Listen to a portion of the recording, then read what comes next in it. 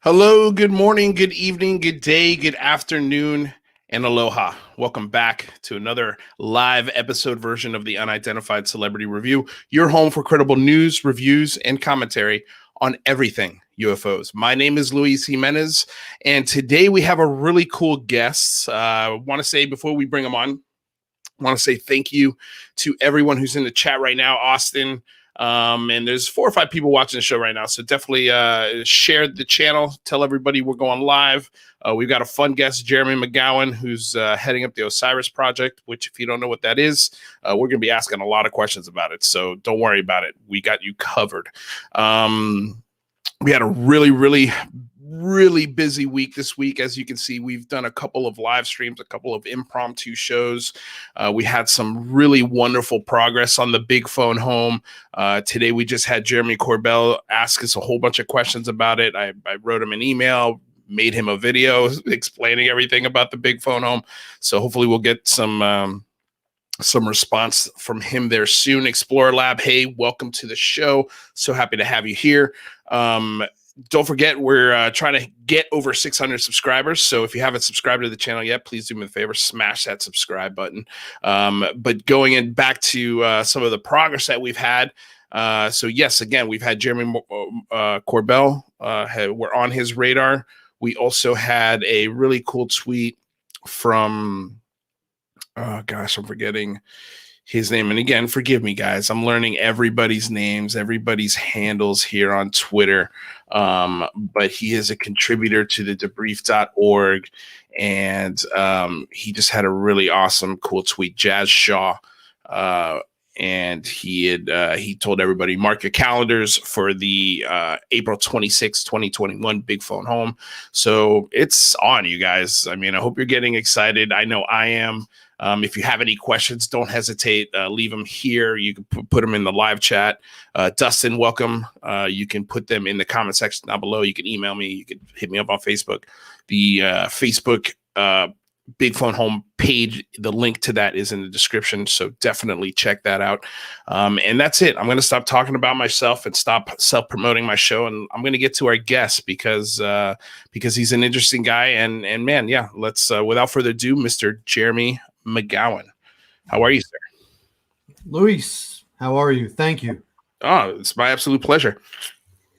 Man, this is an honor for me, and like I was saying backstage there, I've never done live. So if something comes out of my mouth that shouldn't come out of my mouth, we need to have the little MIB flash thing that I can shoot up on the screen and get everybody to forget what I just said. Well, fair enough. I mean, you did kind of, we'll get to your Twitter feed in a couple of minutes, but you did have an interesting tweet here that I'm just going to bring to everyone's attention. So just to keep them tuned in, you did have this tweet. This is going to be lit. Hashtag UFO Twitter.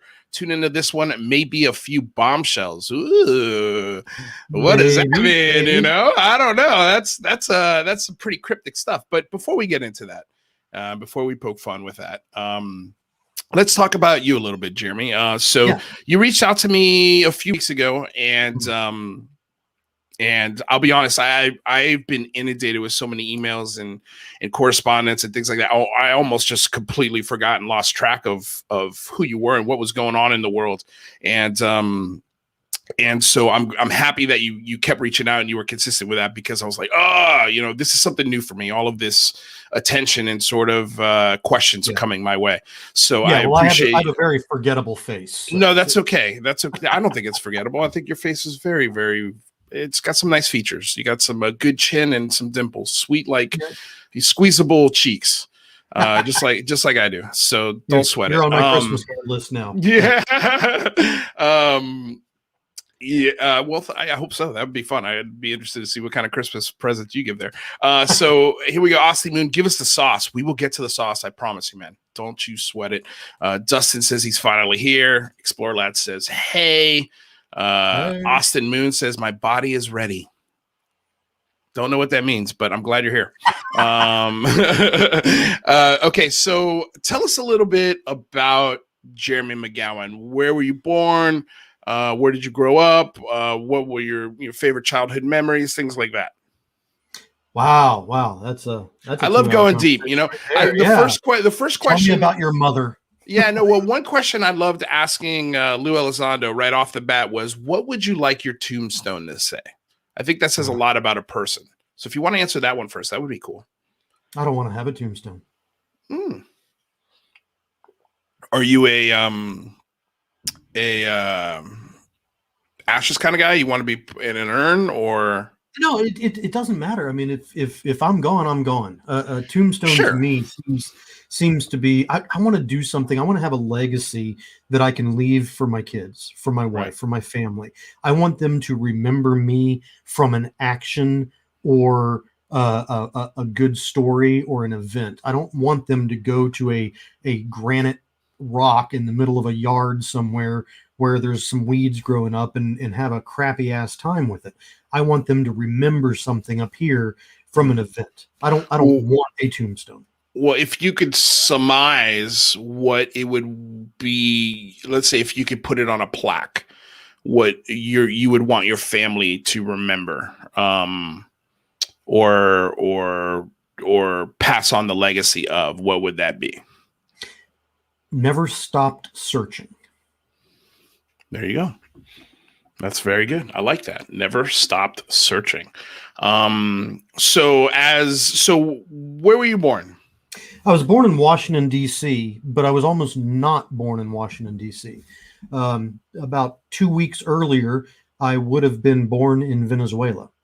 My biological father at that time was the Venezuelan ambassador to the United States.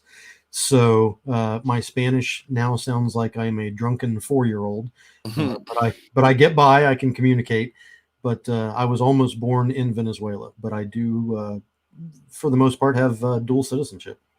Okay, I just don't have. I don't have a Venezuelan passport because I've never gone for it. But I have a Venezuelan birth certificate and I have a American birth certificate. Interesting. Yeah, not every day you meet folks who have 2 birth certificates from 2 different countries. Right. What was the circumstance in which it went from Venezuela to being born in DC? Well, my mother had been traveling, so my father, being my biological father, I should say, not the McGowan last name that was changed after my mother and biological father divorced and remarried and such. But my biological father was, like I said, the Venezuelan ambassador to the United States. So we had been in Venezuela prior to that, and had she not come back when she did, I would have been born in Venezuela. Interesting. What was it like growing up having, how long were you around sort of that political lifestyle? Do you remember it, or is it something where it just, you were already separated from that before it became a big part of your life? No, I had no idea about it. Yeah. Knew nothing about it. I think the largest influence in my life was probably my grandfather, from his exploits in the military. He was pre-Air Force. He was Army Air Corps, and he was, I believe he exited at the rank of lieutenant colonel. And I remember vividly, basically growing up inside the Pentagon and running around the D ring of the Pentagon as a 3 or 4, 5-year-old kid, and bumping into all these folks and things like that. And then when I had opportunity to go back into the Pentagon when I was probably mid-20s or so, I'd say, all these memories started coming back to me. I was like, hey, I remember this hallway. I rember that water fountain over there is the exact same. Yeah. So it was a mind trip. That is interesting. I mean, yeah, growing up around your grandfather inside one of the most secretive buildings on the planet. That's a fun little tidbit. Okay, so from being bounced on a knee in the offices of the Pentagon, where did you go from DC? Was there a certain neighborhood you specifically are fond of from your memory, or a certain town? Well, the vast majority of my life was spent in a small little town in rural West Virginia called Buchanan, West Virginia. And I think the population probably hasn't changed much since I was a kid there. It's hovered around the 6,000 mark since forever. It's a very, very small town, one high school for the entire county. Mm-hmm. And it was one of those places where there was not much you could do without everybody knowing what you've done. So it was a trip, but I was living and growing up with my grandparents. My mother at the time was in North Carolina, and when I would go back there for the summers, it was a little bit of a culture shock, being right outside of Durham and UNC Chapel Hill, Duke University, and UNC, and then going back to Buchanan, West Virginia. I mean, there's more people on the campus of Duke than there is in the town that I grew up in. So it was interesting. It was very different. If I may ask you a personal question, what were and you don't have to answer this if you don't want to, but No, can you talk a little bit about the circumstances in which you would be separated from your mom like that, to where you're growing up with your grandparents and you're visiting mom during the summer? So clearly mom had an important role in your life. Sure. But for whatever reasons, and look, I come from a single mother household, so I understand, hey, I can't do this right now. I can't provide the proper shelter or the proper surroundings for this child to have a meaningful or at least decent shot at having a normal lifestyle, or normal childhood. But I mean, I'm just saying, I understand before, if you don't want to talk about it. No, it's fine. It's fine. I'll let you know if there's a question you ask that I'm not going to answer. Right. But this one's fine. It's basically because when my mother and my biological father divorced, I was very, very young. My mother was working, so I was basically being raised by my grandparents, even though my mother was still around there physically. So when she moved to North Carolina, I moved with her, but I didn't adapt very well to the new house and the new state and things like that. I think I stuck around for a couple of years and ended up going to a private Catholic school for a while. But in the middle of fourth grade, I basically asked my mother if it was okay if I went back and lived with my grandparents, and we just made that arrangement to happen. Wow. Okay. So yeah, that's a pretty mature, I think, choice for a 4-year-old. I don't know if I was 4. I was in fourth grade. Or fourth grade. So, I'm sorry, yeah, not 4 years old, but so I meant probably fourth grade. What, 10? Yeah, 10 or 11. I mean, that's I think that's I remember having to at least contemplate those kinds of decisions as a kid, and they're not easy, so I can for you to be like, yeah, I'd rather live with my grandparents than be here in North Carolina with my mom, must have been some pretty significant reasons. And so that's it's interesting. And so growing up in this small town, did you find yourself that people knew Jeremy very well? Like that the name Jeremy was flying around town? Were you a troublemaker, or were you were you a kid who was as inquisitive as you are now? Like what kind of kid were you? A little bit of both. A little column Okay. A, a little column B there. Like I said, you couldn't do anything in that town without everybody knowing what you've done. And I wasn't a troublemaker per se, but I didn't take no for an answer very well, and I still don't for the most part. So I was always very curious what's on the other side of the fence. What else is out there, because I had seen a little bit. I'd been to DC. I'd been growing up in North Carolina for a few years, and then I go back to this sleepy little town, and it's a great place to retire. Not a great place to grow up because it has no opportunities for, Right. I'm not going to say no, but it has very limited opportunities for growth and development and upbringing. So during the summers, I would end up usually always going back to North Carolina. And that continued even throughout after high school and college. And I ended up working at IBM in North Carolina. And IBM is the exact reason that I ended up in the military. IBM was very suit and tie, very stiff, very an unforgiving corporate culture inside of Big Blue. And how did you stumble into IBM? What was who introduced you to that job? What were you doing at the time? What was it about IBM? Was it just a small town and that was the big fish in the small pond? And you're like, oh, like to go check that out, or how did that work? Well, even in high school, I was taking college courses in computer science and programming and things like Okay. that. I cannot code today at all. The last thing I ever coded, I think I did list processing in Fortran, which is probably one step away from punch cards. But at the time, I was really, really interested in computers, and I had the ability to get hired by IBM as a test and repairman. How old were you? Oh man, I was 19, 20. Okay. So you had just, I don't know, first year of college, probably somewhere around there, second year? Yeah, end of the first year of college. I think Okay. at the end of the first year of college, and I came to a mutual understanding that that college probably wasn't the right place for me to be. So, I came to that same exact understanding with college myself. Weird. so I was It's working not for at everyone. IBM. No, it's not. It's not. And I was doing test and repair for the at the time the IBM system PS2, I think was the systems that I was working on. Not the It was PlayStation 2. No, not the PlayStation. Yeah, just to be clear. But it was the just nerd assembly in me line. got real excited. You're like, oh, you're working on the PlayStation 2? No. Don't be an idiot. Okay.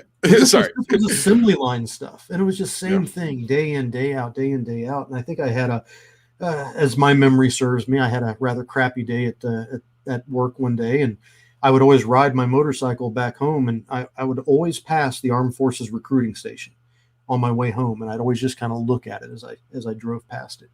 And this day I did more than look at it. I just pulled off the road and went in. I walked in and I walked straight to the Air Force guy's desk, and I was like, "Get me the hell out of here." And they said, "What do you want to do?" And I said, I don't care, other than I want to shoot guns and I want to blow things up."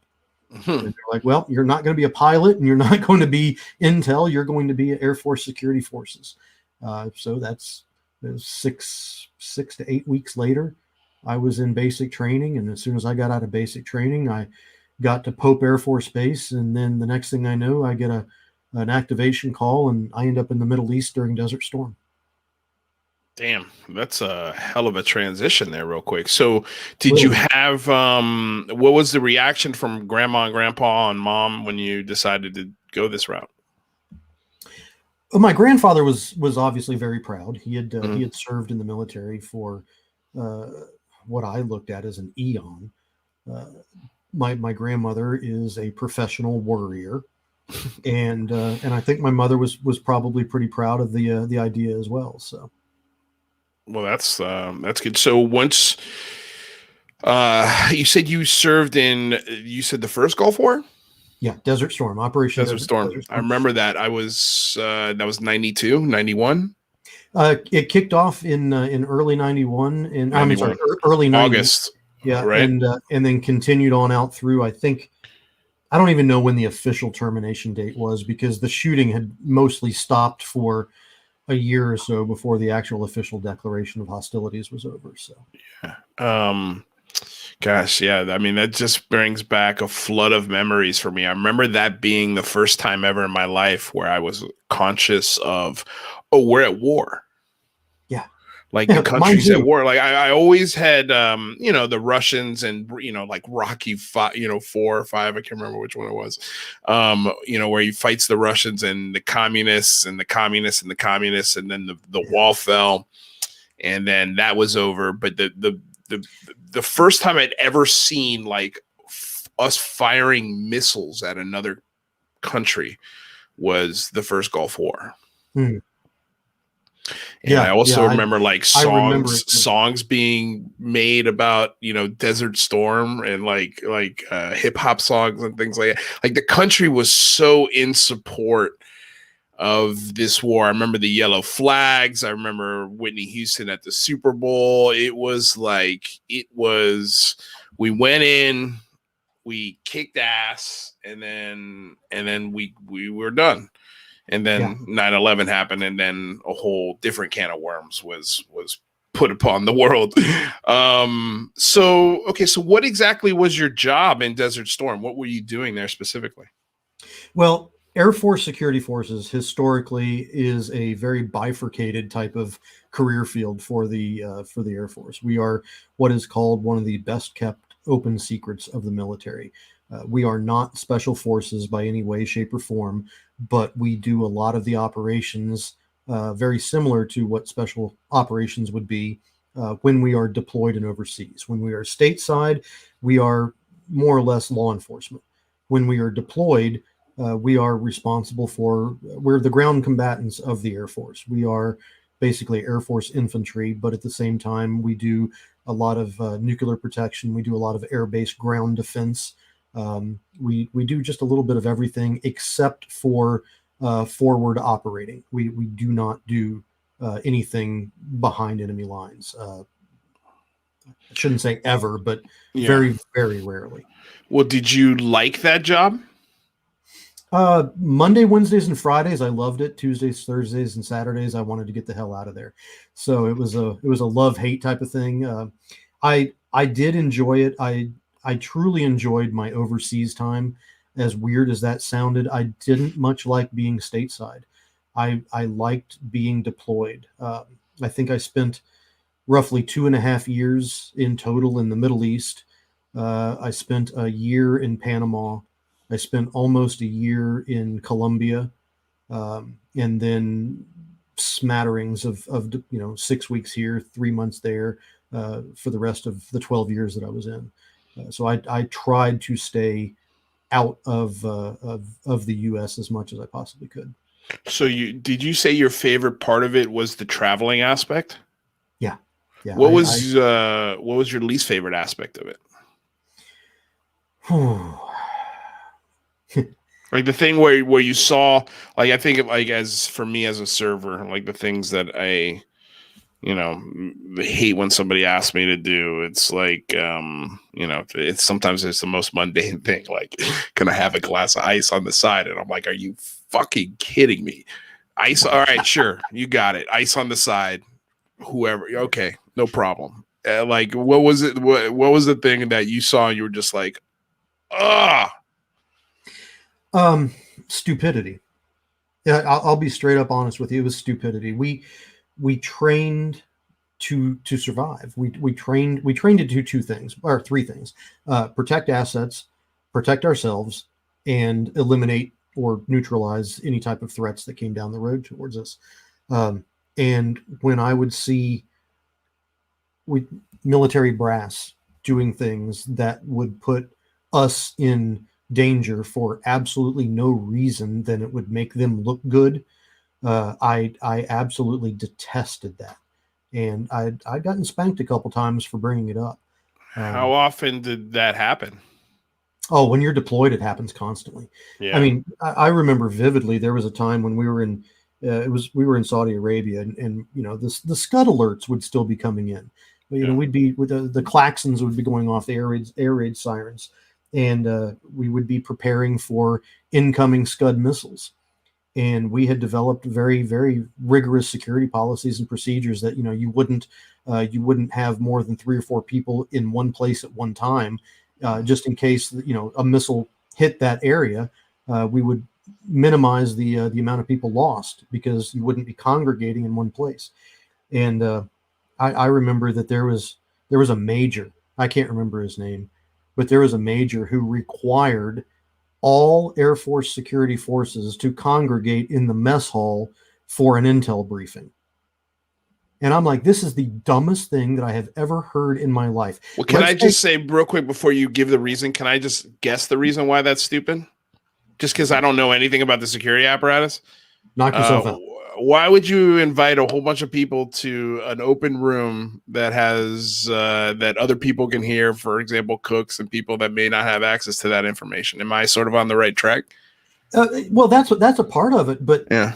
Let's say that, I mean, in all seriousness, you've got the people that are responsible for the defense of this base, and you've got 3/4 of them, with the exception of the on-duty shift that's actually in the areas patrolling and monitoring, but you got the other 3/4 of these guys in a mess hall. So you've got them, you've got their weapons, you've got their radio, you've got their intel. One missile or a handful of grenades wipes out that entire group of people, And now Yeah. that base is completely defenseless. You see, this is why you're in intelligence, and I'm just this dumb hosting this radio show. Like I would have never thought of that. Yeah, of course. It's almost like Pearl Harbor, right? You put all your ships into one room, or one cove or whatever, and it's over. People look at the U.S. military and they look at us like we're this giant, infallible, professional organization that makes no mistakes. Right. But we are the same people that are driving Ubers. We're the same people that are skydiving for leisure. We're the same people that are teaching school children. We are not this infallible mentality. We make some tremendously horrendous mistakes. You guys are the mirror. Yeah. I was just the asshole that couldn't keep his mouth shut when those mistakes would come up to play. Well, can I ask you this then? From now 1991 to 2021, 30 years. What do you think of our foreign policy? Like, if it angered you to be put in harm's way for no reason, then what do you think of the foreign policy that's been thrown around here? And I don't mean to get political, but I mean, I don't think this is a political issue. I think this is this is a policy issue, like, and it has to do with a lot of things. But, how do you feel about our, I don't want to call it expansion of the empire, but I mean, what else do you label this? I mean, we are expanding into, the last I looked, it was around 160 different countries that the United States military either occupies or has bases in on some level. And for me, I look at that and I say, man, that's expensive. That's crazy expensive. And not only that, it's putting people in a position that they don't like. Why put American lives on a border that has nothing to do with me as an American citizen? I don't really, and I don't mean to sound dismissive, but I don't care about the Afghan border. I don't care about borders in Iraq or Syria or Iran.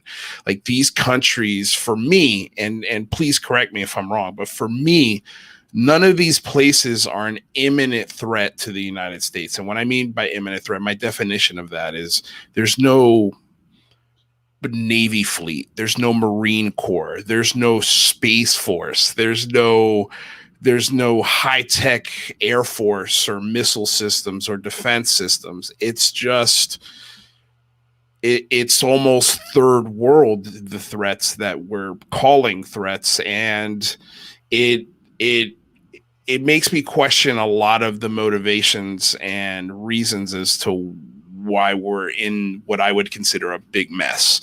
Yeah. But I'd like to hear it from someone who's served, someone who's actually put his blood on the line. And you were telling me before that you've been shot through the leg.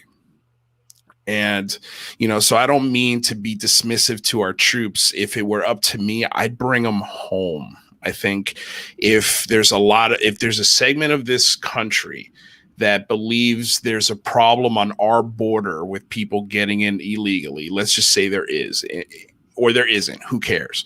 But why wouldn't you put our own troops on our border in sort of a more of an importance, the United States-Mexico border? Why wouldn't that be more of a priority than the border in, the Sudan or Venezuela or, like I said, Afghanistan? So I'd like to get your take on that if I can. Yeah. And to start with, I am not truly educated in political science. I am not truly educated in geopolitics. And for the record, neither am I. What I can say is I had a lot of those same questions, and I still do. But when I was over in the Middle East, I saw some horrendous shit. And I don't mean acts of war. I mean the way that certain countries and certain cultures treat their own. Mm-hmm. And I don't particularly care about the adults, but the kids over there man, they got it rough. They've got it rough. May I say something to that point? What about the kids in North Korea? What about the kids in Cuba? What about the kids in parts of Russia or, other parts of the world where they are suffering at the hands of brutal leaders? Yeah, you're absolutely correct. You're absolutely correct. What makes it, what's the difference between, say, Saddam Hussein and a Kim Jong-un, and why is it we invade one country but we don't touch the other? Yeah, no, you're on point. You are on point. It's obviously, if we go into a country, when we go into a country, we are there for three different reasons, three different basic reasons. We are there to prevent somebody else from being there and somebody else from getting a foothold. So even if we're not there for an imperialistic empire expansion process, because we're not taking over, we're not building our own banks, and we're not building our own schools and hospitals and taking over operations there. We haven't done anything like that since, well, the Marshall Plan. But I'm sorry to cut you off, but we do give out the contracts to the companies that rebuild the bridges and the bombs and the schools that we've destroyed. Sure. So in a way, we kind of do. Well, we're fixing. We're not necessarily improving. Right. But if we were not there, and regardless of what we believe is the proper type of politics, but if we did not go into country X, then one of our enemies, who is our enemies, would go into country X. And once they go into country X, they would command the energy infrastructure, they would command the communication infrastructure, they would command the educational infrastructure. And now country X becomes, by default, an extra hand of the country that does not like us. Can I ask you a question? Sure. Wouldn't the better response to that be, okay, we have a fear if we leave this country X is going to come in and take a foothold and take over the energy infrastructure in these countries that provide us with energy. Why not immediately then pivot as a country and as a foreign policy and say, you know what? Because of this situation and because we don't want to put human lives at risk, we're going to devote our technology and our scientists and our infrastructure to developing a new energy. And you guys can take that energy and you could shove it up your ass for all we care. I mean, we're smart enough. We've got the capabilities. We've got the know-how. We've got the resources. We've got everything we could possibly need here to make that energy source obsolete and do it within a decade. Do it really quickly if the right policy is put in place to do so.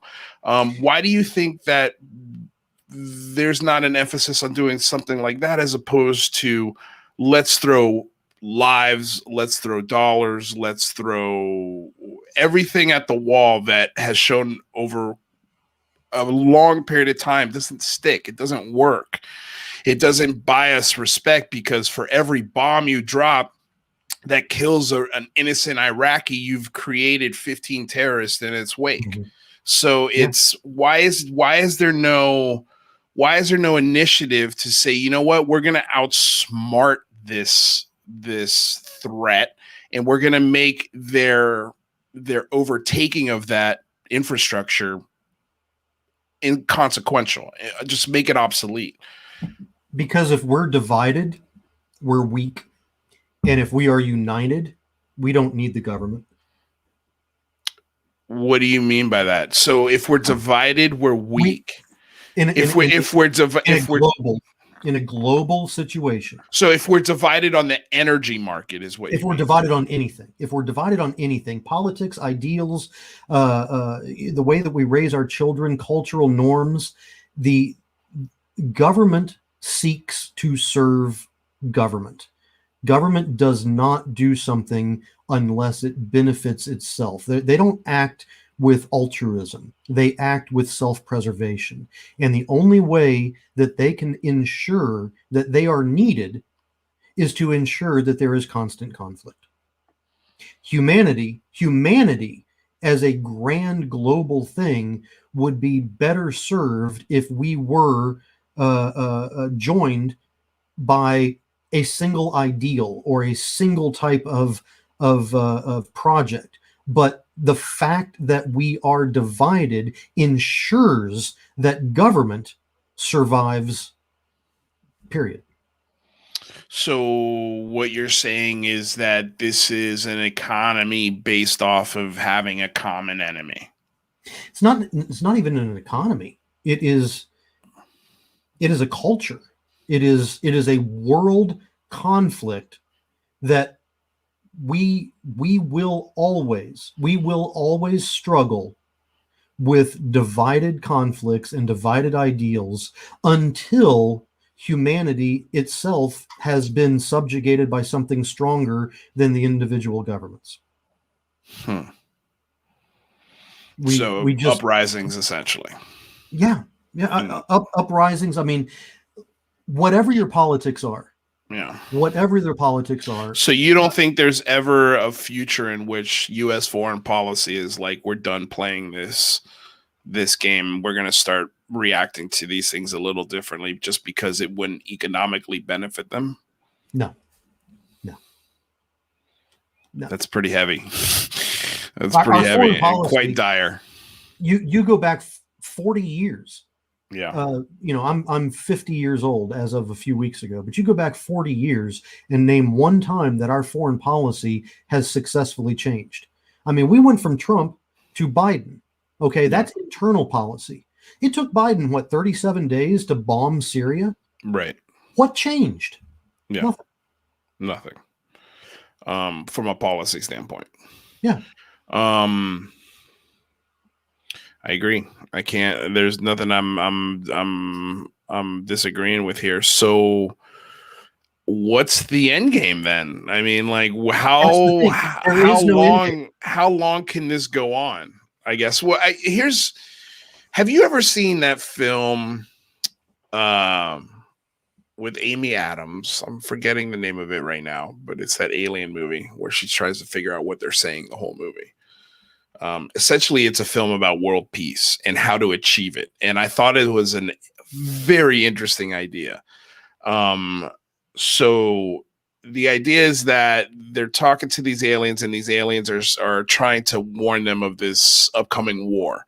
And she's essentially figuring out their language the whole film. And the conclusion that these aliens said, what they figure out eventually, what they were trying to say, is that in order to achieve world peace, in order to prevent this catastrophe from happening, the United States essentially would have to open up all of their programs. So, for example, they would have to take all of their top secret, most sophisticated programs and give the plans away to China, to all of your adversaries. Just say, hey, Iran, you want to know how to make a nuclear weapon? Here's how you do it. It's almost like teaching a child how to build a fire. Once you take the fascination and the curiosity out of it, and you give them the tools on how to do it, and you say, this is how to make a responsible fire. This is how you prevent a fire from creating a forest fire. And you teach them, then they'll never turn around and use that nuclear weapon to destroy your society.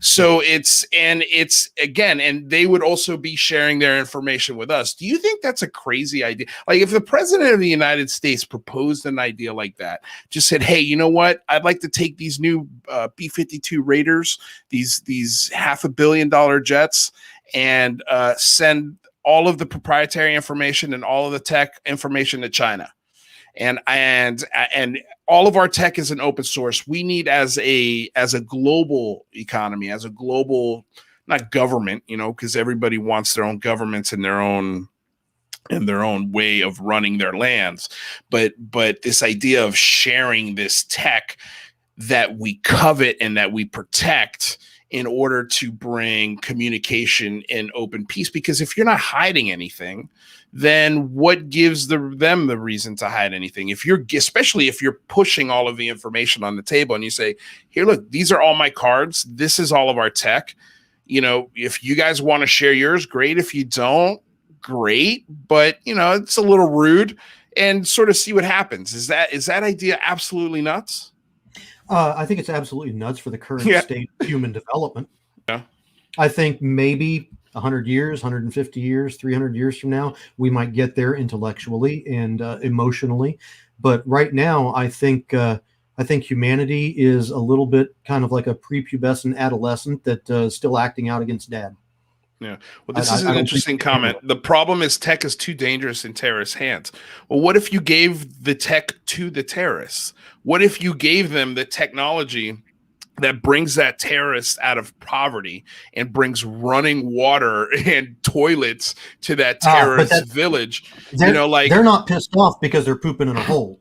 They are fundamentally disaligned with a specific way of thinking. They're not angry because sand is in their shorts. No, I'm not. I don't mean to oversimplify it that way. I'm just saying that if you bring the knowledge to these folks and you bring the ability to educate themselves, I think that they'll take that opportunity and find that the path they're on maybe isn't the right one. But again, it's a lot of these terrorists, a lot of these extremists, let's call them, are, if you go back and you start really digging into the reasons why they are who they are, it usually can be led to shrapnel from a missile dropped from a bomb. After being over there for 2.5 years, I believe that when I went there. Yeah. After being there, that's a crutch. Okay. So lay it out for me. What is it? It is a fundamental difference in religious ideology. Mm-hmm. It is a faith. It is a belief structure. They are a society where the government has co-opted the religion to control a society and use the religion to create a different kind of government. So they not only have faith in their religion, but by default, they have faith in their government. And faith is something that does not get re-educated. Well, when you're dealing with people like that, then isn't it fair to say, kind of like Reagan did, that they cannot be reasoned with? Like, there's no reasoning with that person. There's no negotiating with that person. So in my eyes, and maybe I'm off on this, but just take yourself out of the equation and leave it for that region of the world to decide which ideological religious faction they're going to eventually settle there. Because our involvement in the since we've tried to replace the Shah, since we put the Shah in Iran, we have been grossly underestimating trying to bring peace to this section of the world. And we've been trying to get these factions to talk to each other. We've tried different techniques, and we've been doing it for 60 plus years. So at what point do we say, you know what?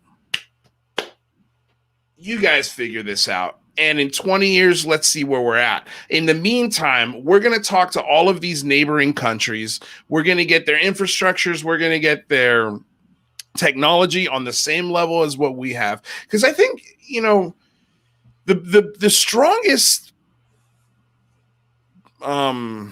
thing that the United States has going for itself is American exceptionalism. A lot of people look to the United States and they go, damn, man, I want to be there. I want to go to the movies. I want to see a Metallica play live in concert. I want to be American. I want to live that American experience. And that, especially since World War II has slowly faded away.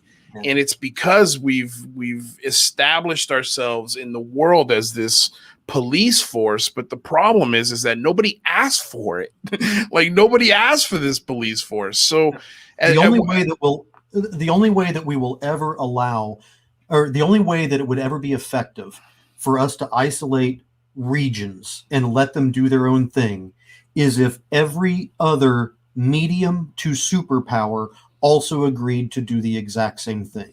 Because if we're not the influence, somebody else is, and we don't particularly care for the other person's influence. So if we could get everybody from, say, second world to first world nations to do the exact same thing, just pull out, then it would work.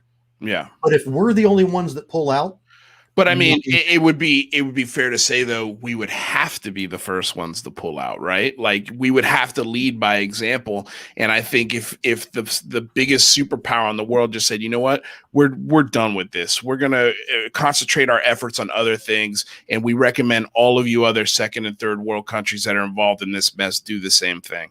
And I think, especially if you start pulling out foreign aid, like these countries are gonna follow suit. They're gonna fall in line because, I mean, look, and this is not a bragging point, but we're the big kid on the block. We're the guys who set the tone. So if we set that tone, I don't think it would be crazy that, all of these other countries would follow. But if Zarlak would show up and give us a 0-point energy module so we could be overnight energy independent, we would have the luxury of being able to do that. But as it sits right now, it ain't going to happen. Yeah, I mean, it's a theoretical mental exercise on what ifs. Yeah, but let's be honest, it's not well, and certainly we're not going to figure it out tonight. But I always love picking the brain of a former military man and sort of getting their viewpoints and how they feel, and maybe even sort of what they would do in these situations. And I guess let me finish it on that. If I could put the president, the POTUS hat on your head for, say, 20 minutes, and whatever policy you enacted in that 20 minutes for 24 hours, whatever it is, whatever policies you would enact in that 24 hours, what would be the first thing from a foreign policy aspect you would do? Foreign policy aspect. Yeah. Wow. First thing for a foreign policy aspect. I don't know. I honestly don't know, because I'm not educated enough to understand the ramifications of extreme decisions. I can tell you straight up, from a domestic policy, it would be that senators and congressmen have 4-year term limits, plain and simple. Yes, that's a good one.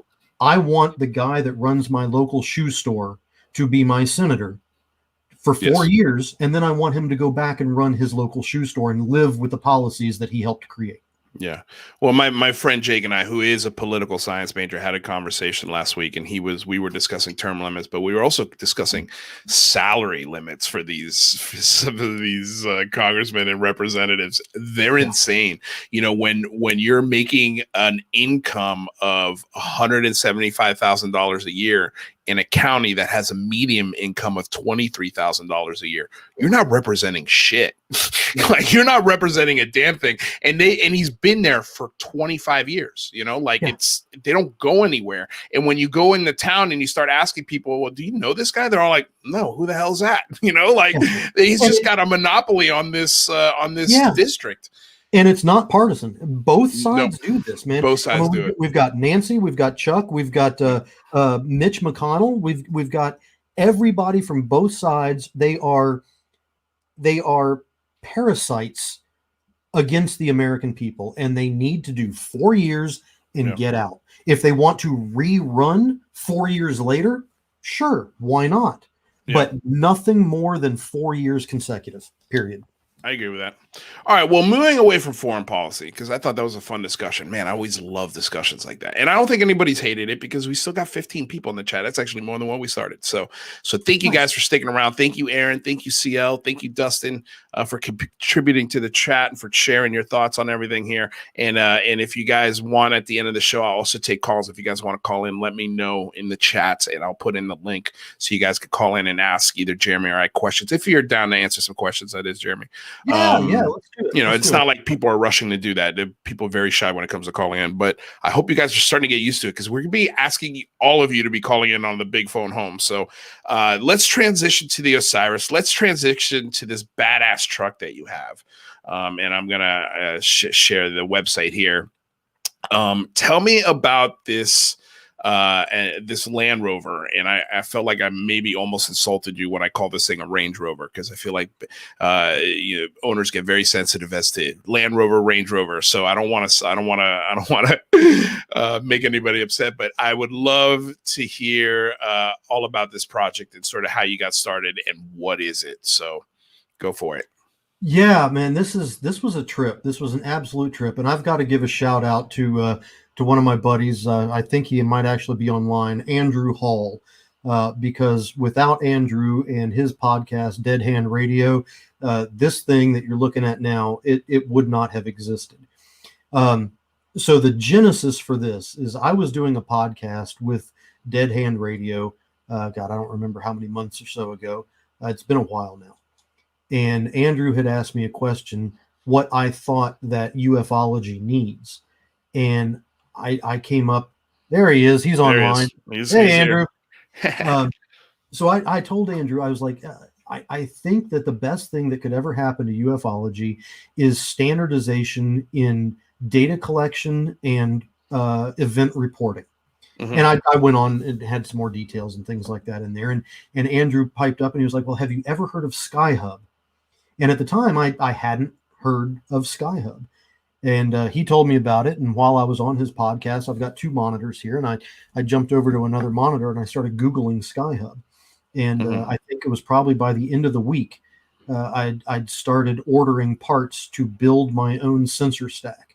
So Skuhub, in a nutshell, is a nonprofit organization that is probably one of the most ambitious citizen science programs on a global scale. It allows individuals like you and me with virtually zero technical abilities to buy a list of equipment, mostly from Amazon, follow their instructions to be able to plug it all together, download their software and install it. And now you have a sensor stack that is constantly monitoring what is in the sky above that Skuhub unit. It is designed to be a stationary item that you stick out in your backyard or on the roof of your house or on your flagpole, and is constantly scanning the skies with a pretty advanced camera. And when the camera detects an object, it sends the visuals to the AI, the artificial intelligence, which then attempts to identify it through classification. You know, is the AI is thinking about things like, okay, so is this following a straight flight path? Yes or no? If it is, what altitude does it appear to be? 36,000 feet. Okay, well, let me bump that off of the ADSB information. Oh, well, we have flight 754 out of San Diego that happens to be at 37,000 feet going in the same direction that this object is. So disregard this and move on. So it has the ability to tell you what is in the skies above where you are. And I hate using the word identifies, because that connotates the fact that it knows what it is. Right. But if it sees something, it can classify it. Yes. If it measures something that it does not obey normal flight parameters, like it has a 90-degree turn in the middle of a flight path when it's doing 800 miles an hour with no depreciation in speed, then the AI is going to pop up and say, this is weird. This is weird. Yeah. This is not a 747.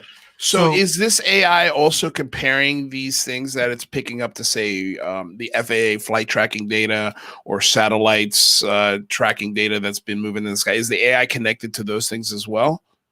It is going to be. Okay. Right now, we are in version 1. Technically, we're kind of in version 0.5. Okay. And mine specifically, because mine is the first mobile device that has ever been made. So sorry, I had to throw my phone in the floor there. It keeps going off. But the software, as this project continues, the software is going to continue to improve. The sensors are going to continue to improve. The cameras are going to continue to improve. And the process by which the AI shoots this information to the cloud after saying, what the hell?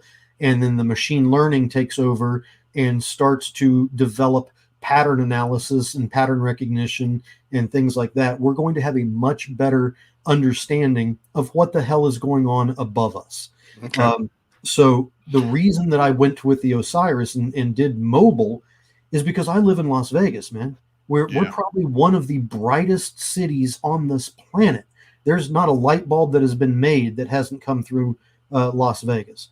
So you can't see stars here. You can't see the night sky here.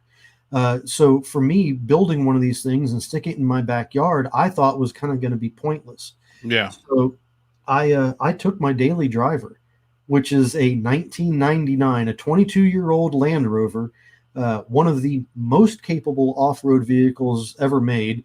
Sorry to all the Jeep fanboys out there, but stock for stock, I think I'll run with you.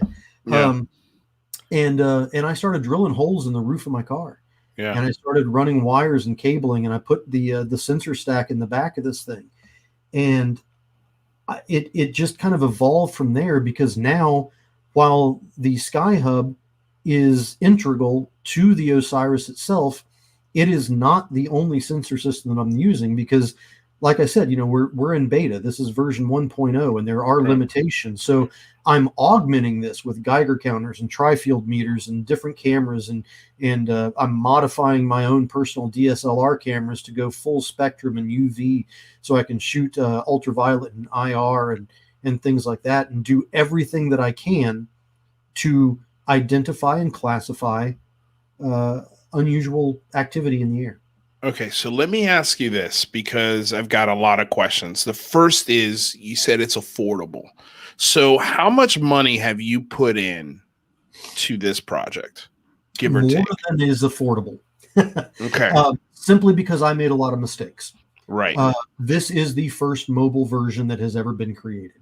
So I had to figure out how to mount the cameras. I couldn't use the normal Skuhub boxes that they have. I couldn't use the normal setups. The fans I had to change. I had to change everything. Right. It's basically the sensors are the same and the software is the same, but everything else after that is different. But Skuhub, if you go to skuhub.org, they'll have 3 different setups. You can go for the low, basic cost, which is probably around $300 to $500. Okay. Which includes the camera. Let's say $600. It includes the camera, includes the brain, includes maybe 1 or 2 sensors, and I think it can only run 1 camera. And then as you go up with processing power, you can integrate more cameras and more sensors and things like that. So knowing that I was going to go in this for the gusto, I went with the max on everything. I got the best camera, the best routers, everything that they had, and then screwed it up 2 or 3 times until I got it right. So without the mistakes, and let's just say if you can erase those mistakes, I mean, how much would that setup cost the average person to just put in their backyard? With all the bells and whistles? Yeah. $1,500. Okay. Well, that's not crazy. And I think as the as time obviously passes, those same cameras, those same sensors, all of those things come down in price. But of course, by the time those things come down in price, you want that new camera that's going to get even more data and more information, and maybe a different spectrum of light. So it's like all hobbies; it's never ending. It sounds like exactly. But it does sound like with that initial $1,500 investment. And I don't know if I haven't been able to go through all of the website, but do you have any sort of plans that you've drawn out, or sort of any sort of diagrams or instructions on, hey, if you want to turn your car into this mobile unit, these are sort of the mistakes I made, or the things that I've done that I would recommend to either avoid or to go and pursue? No, I never did that. I never really thought about providing an ABC on this, but it's something that I probably should look into, because when I was up in Wyoming at Lou Elizondo's place last month, running a field test with this thing, we had a little bit of an incident, and my sensor stack caught on fire in the car while we were driving. So I'm in the process of rebuilding it right now. It didn't, as far as I know, it didn't actually damage the sensor stack. It was the power supply, right? Because keep in mind, this was built to be static. So what I've done is I've taken the power supply and I've put it in a vehicle that is airborne 3/4 of the time, because it's bouncing off of boulders. So Right. the power supply was not designed to withstand vibrations, and Right. we were hauling butt down a dirt road in northern Wyoming, and the next thing you know, it sounds like an arc welder going off in the trunk of the car, in the back end of the car, Yeah. and Sean Cahill and I are like, "What the hell is that?" And we're turning around, and there's smoke coming off of this thing, and it was done. It was just Yeah. absolutely done. So I'm rebuilding it now and isolating as many of the vibrations that I can by using foam and springs and just building it's almost like a steady cam type of platform for the sensor stack in the vehicle. Yeah, well, that I could tell you because I have watched a little bit of your YouTube channel, and I wanted to touch on this because I thought it was the most adorable thing in the world, and I thought it was a really great idea. But on your YouTube channel, you and your daughter go out in this Land Rover, and you guys go do the OSIRIS project. You know, she's coming along for the ride. She has very inquisitive questions. I think it's just awesome. I when I saw it, I was like, oh my God, how cool would it be if my dad did something like this? And she seems to really be into it. It's not like something you're dragging her to do. So it seems like a wonderful opportunity to get to know your kid and also be a real heavy influence on your child. But also it seems like she's getting a really good idea of how to question things and question things the right way and use that the natural ability, or not natural ability, but sort of learn how to critically think. Yes. Logic. I have her in a school, a private school, and it is what is kind of like classical education, something that our grandparents would have gone through, maybe even our great grandparents would have gone through. And they teach logical thinking. They teach questioning and learning by investigation. And I try to incorporate this in her daily life as well, because man, the world is a cruel place, and especially little girls, and especially, when those little girls grow up, if they're not armed with the knowledge that it takes to be strong in this world and to understand when you're getting bullshitted, it's going to be a bumpy ride. For sure. Trying to get her on par with this, but I appreciate that, and she loves this. She absolutely loves this. She's had a goal ever since she was 2 years old to be an astronaut and go to Mars. So anything that is STEM, anything that is science, is perfect. She loves it. Well, no, it is cool. I loved watching it. But that also led me to thinking, hey, these little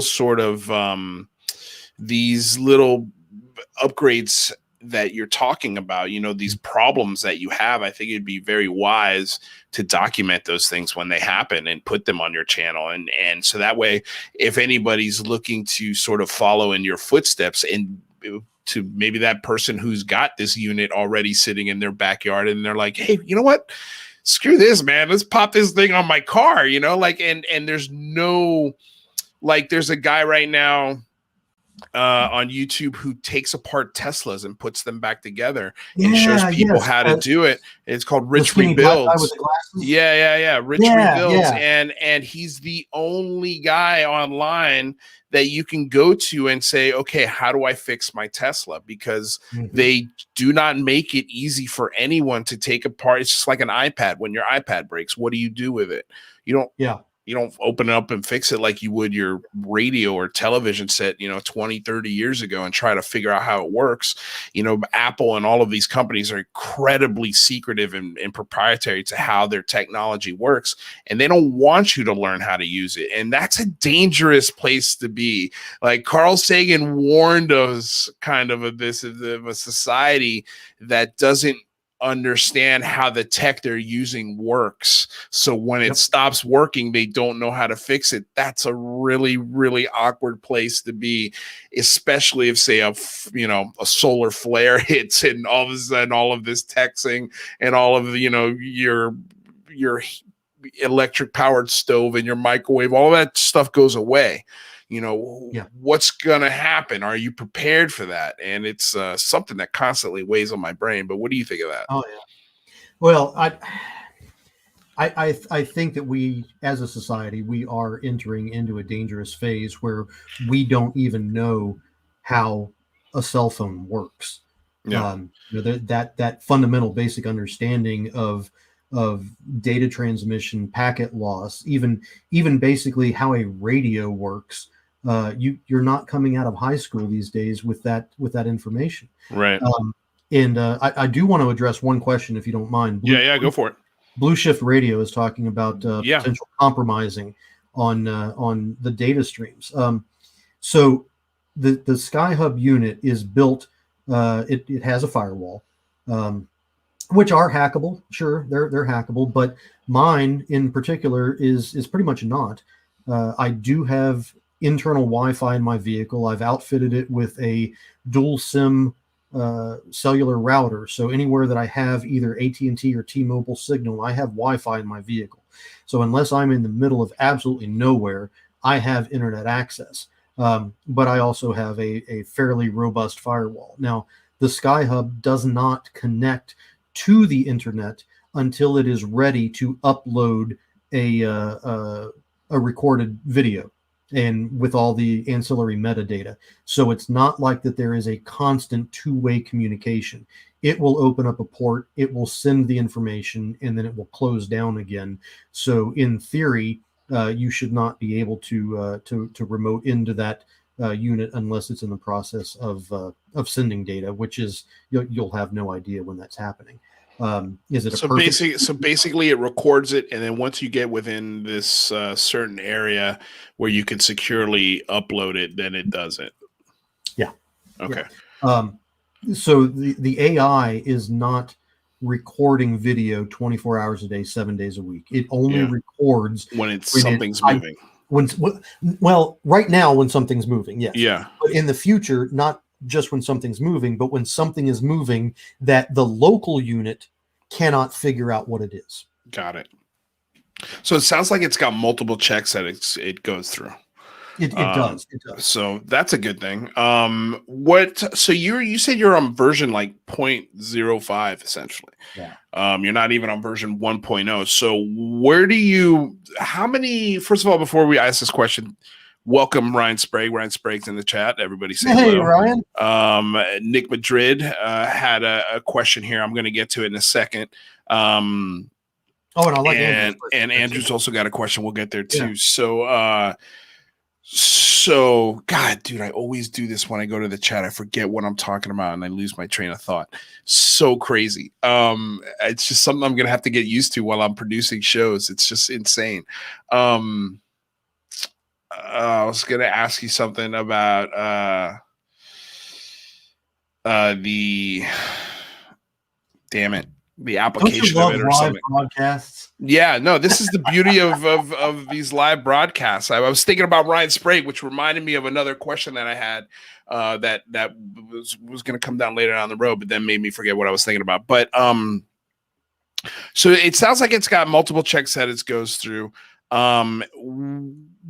Okay, yes, the versions of it. How many versions do you see? Like, do you see it being, I'm sure this will never be perfected and there'll always be ways to upgrade it, just like with any tech.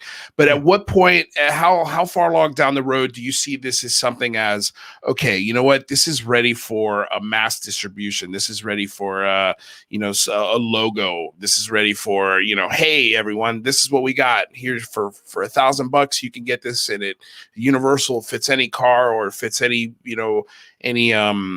backyard that you can think of. I'm thinking hopefully down the ideal, like for example, I live in Los Angeles. I would love to buy this thing and put it on my roof here in the building that I live in. But I don't think it would work just because of the light pollution. Like I'm sure there are versions that you guys would love to have that maybe could filter out all of that light pollution and really and go past that. I don't know how that'd be done. I'm not a camera expert, but I'm sure that'd be something that would come down the road eventually. But I guess my question is how far along down the line do you see this as something that can be applied to everyday people who may want to do something like this? And I asked you this also, it's a two-part question. How many units would you need driving around or set up and speaking to each other to really get the data that you're looking for out of this project? So to begin with, we are ready. And I say we, but I am not Skuhub. I am a member. I am a participant, and I have one. But just for my vernacular, I say we. We are ready for the world to adopt Skuhub yesterday, because to answer the other questions that you have, we're not going to get a fast track to get those solutions for the light pollution until we have a Skuhub in LA that's being affected by the light pollution. So we can see that data, so we can see the visuals, and we can code for it, and we can develop sensors or identify sensors that can compensate for that. So until the problems manifest, we don't know what the solutions are. Well, so we need many people now using them as we can get. Has Skuhub thought about maybe delivering units to those towns and cities, maybe free of charge? Maybe it's almost as an advertisement, as, hey, if you've got the space, if you've got the time, if you've got the qualifications, we'd love to give you one of these things so you can sort of help us open source and improve this tech, so that way it's a little more appetizing to the average Joe that maybe has never heard of this, or maybe that, I thought this was a really cool thing that somebody had said in a completely different topic. It was a RC channel that I follow. I love remote control stuff. Don't ask me why. I'm a weird guy. But in this chat, there was a guy who said, hey, man, I really loved your channel because I got remarried. I have this stepson. And the thing that we bonded on was RC cars. And it was because of this channel and because of your influence, so like, I could think back to your daughter, like, what would it take to get Skuhub to get in that idea of, hey, this is a family thing. This could be something used to bring fit to it's almost like camping. Hey, we're not going camping. We're using the Skuhub this weekend. Everybody piling in the car. Let's, grab the tents. Let's go search for some stuff, making it adventure. Movie experience for the family. Yeah, I think that's I don't know. I don't know much about Skuhub. You're giving me sort of the crash course on it now, but in my brain, I feel like it's a great idea. My next step is how do you excite the average everyday person to inspire them to put this on their vehicle or put this in their backyard, so that way all of these units, they grow in number and those techs and those discoveries can be made. Because I love the idea of you taking your kid and doing this. Like, that is just awesome. And I think that kids would get a kick out of this. Like, sitting in the garage with your dad and helping him put this on the car would be awesome. Or in the backyard and being like, why are you doing this? Oh, we're doing this because we're looking for aliens. We're looking for extraterrestrial life. Like, the possibilities there, and how many minds you would inspire because of a simple tech gadget like this. So I think it's a great opportunity that you guys are stumbling on here. Well, one of the things that I started doing is probably maybe 6 months ago. Maybe time doesn't compute with me very well. It's okay. Several months ago, I was contacted by It's Redacted, which is a wonderful YouTube channel. Awesome YouTube channel. And his By wife, the way, they're going to be part of the Big Phone Home. So fantastic. Big Phone Home. So Jake and I were talking, and we were discussing. Jake just kind of shot me an idea. It was like, hey man, why don't we turn this into a movie? Taking your vehicle and going out and investigating some hot spots and basically showing the world what this thing is capable of and what we can do. And we can just use some iPhones and some GoPros and put this all together. Yeah. And I was like, let's do it. And then I got contacted and did another podcast with I Believe in Humans, which is Dustin Hoyer and Justin Tandy. And at the end of the podcast, we were off air. We were talking. They were like, "Hey, we're directors of photography, and we have cinematographic camera equipment. They've got Red Epics and some really entertaining equipment." So I put I Believe in Humans in contact with It's Redacted, and the next thing you know, we're talking about making a movie about the OSIRIS and going out and investigating the hotspot. So then I call up Sean Cahill and I'm like, hey, Sean, do you want to be part of this? And he's like, hell yeah. So now I've got Sean Cahill and It's Redacted and I Believe in Humans. And Sean gets Lou Elizondo involved. And the next thing I know, we're up in Wyoming. You've seen the pictures on Twitter. Yeah. You know, I've got Lou inside the OSIRIS, and we're filming up there in Wyoming at Lou's place. And then it just hits me that this is not the way that I wanted to approach it.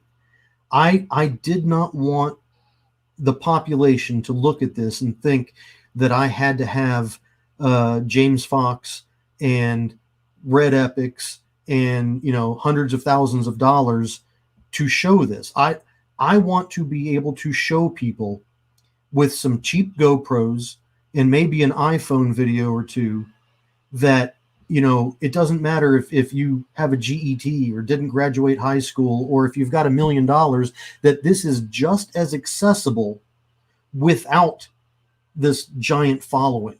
You can do this, and you can find information, and you can contribute to the data stream without having to have this massive production house behind you.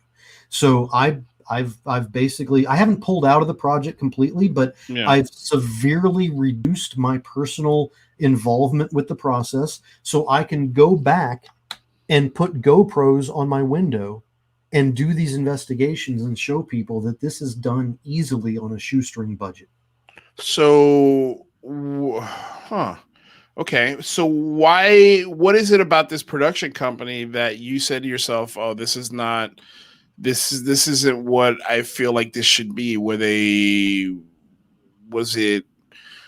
I mean, because I know there are some shows where they try to add reality and they try to add, you know, I know a lot of reality shows or documentaries. They'll be like, oh man, we missed that one thing you said. Can you say it again? This time we'll roll the cameras. And was it something like that? Or was it something where just like the ideas and the DP's ideas, the producer's ideas weren't clashing well with yours? No, director of photography, producers, great guys. Lou and Sean, consummate professionals in all of this. It just didn't feel right. It didn't feel to me as if this was the grassroots, everyday man type of thing. This had gone from a conversation about, hey, let's throw some GoPros in your car and go film this, to this massive machine talking about distribution rights and all. I'm simple. Did that scare you? Once people started talking about distribution rights and it didn't necessarily scare me. It just wasn't. It's not me. I mean, if somebody wants to give me a show on the Travel Channel and turn me into a Bear Grylls where I'm using GoPros and iPhones and there still isn't a production crew around me, great, let's do it. But is it just you don't? Is it more of? It sounds like you almost want to do it in the style a la, what's that guy's name? He now hunts for Bigfoot, but he did those shows, those Survivor Man. Yeah. Right. Where he goes out and he's got like a couple of cameras and they drop them off and you want to film it yourself. Yep. You want to edit it as well? As far as I'm capable. If this is something that is picked up by, say, the Travel Channel or the Discovery Channel, I will defer to them for the editing of this. But this is something that I want to be able to go out. And let's say that there's a hot spot that I go to and I run an investigation and I'm out there for 72 hours living and sleeping in the vehicle while trying to run the Skuhub and use the Geiger counters and the tri-field meters. And let's say I find nothing, absolutely nothing. I want that to be an episode. Yeah. Because the lack of data is also truth. Well, I think that's okay. That's fine. I think there are, for example, I think one of my favorite shows on History Channel is the Curse of Oak Island. Right. a 9-year scientific process, and they never make claims without having it backed by science. And it's boring. And the thing I love about it is that it shows you how boring science can be. But when you do find that thing that you've been looking for, that's the high you're looking for. That's the tap in the vein that you're constantly seeking, is that, oh my God, that piece of data that makes you go, that either confirms or gives you a different idea as to where this data is leading or what your thought process was on that data before you found the new data. And it's awesome. And but it sounds like, from what I'm hearing a little bit, it just sounds like you don't want people around. Like, you want to do this on your own, and you want to investigate this without having to listen to producers, without having a director in your ear, without having somebody, change the camera angle, or, if you're in the middle of a thought process, or if you're doing something, somebody going, hey, what are you doing? Like, it just sounds like you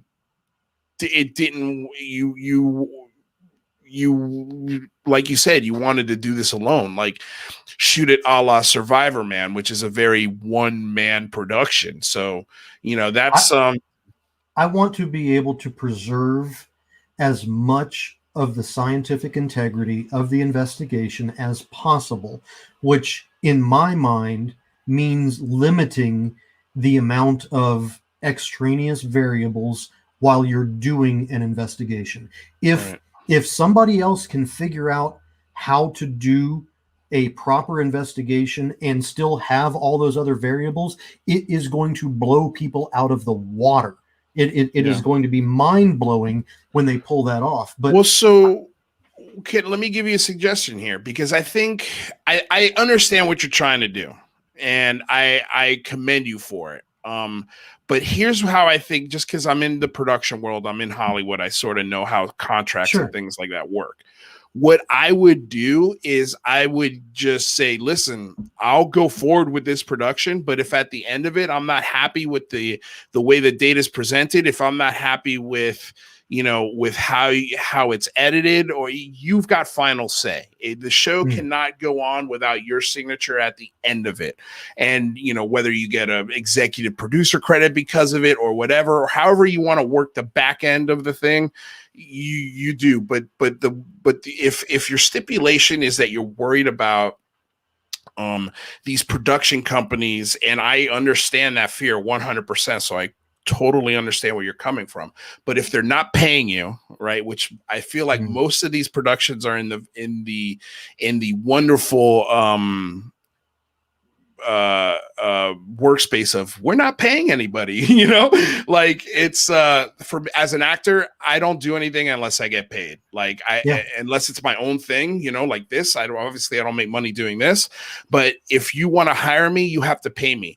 And if you want me to do your project, I have to read the script. I have to, especially if you're asking me to do it for free, I have to approve the script.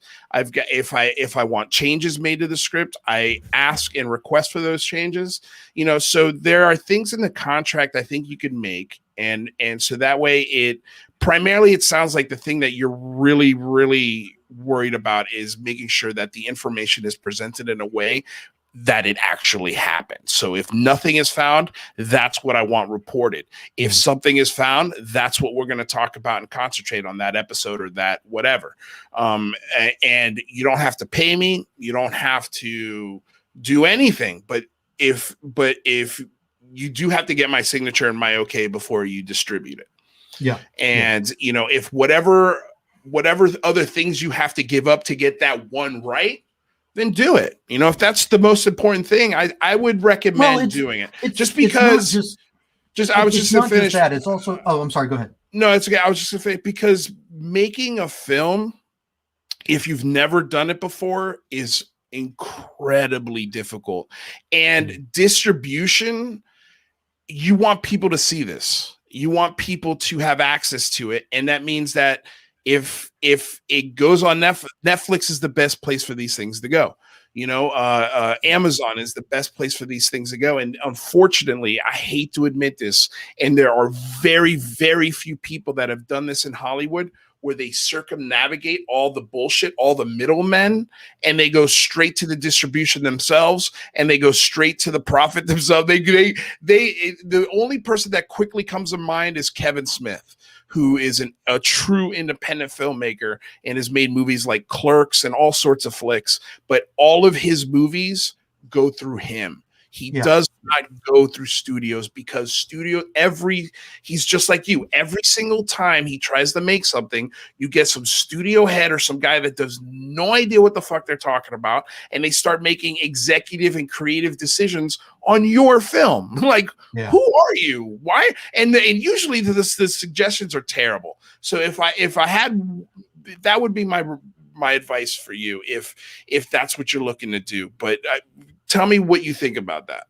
Well, one of the things that I was looking at is time limitation. Let's say this is a serialized, episodic type of TV show, versus me putting it out on YouTube.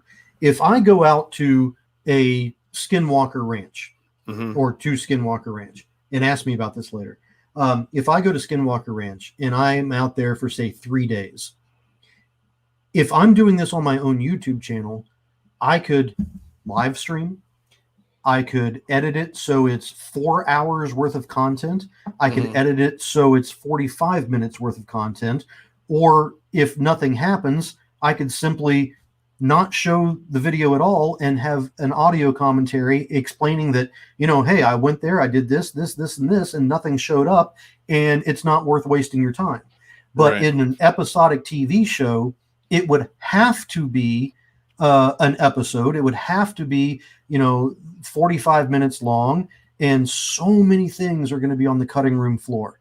So many things that the people out there want to see. They might want to see the sunset go down and be able to watch it in 4K to see if I missed something, So not having a major production behind me allows me so much leeway to be able to present in a way that I think makes more sense than a 45 minutes of information and a cliffhanger at the end of each episode. Yeah. Well, I got to tell you though, that's a lot of work that you're putting on your shoulders.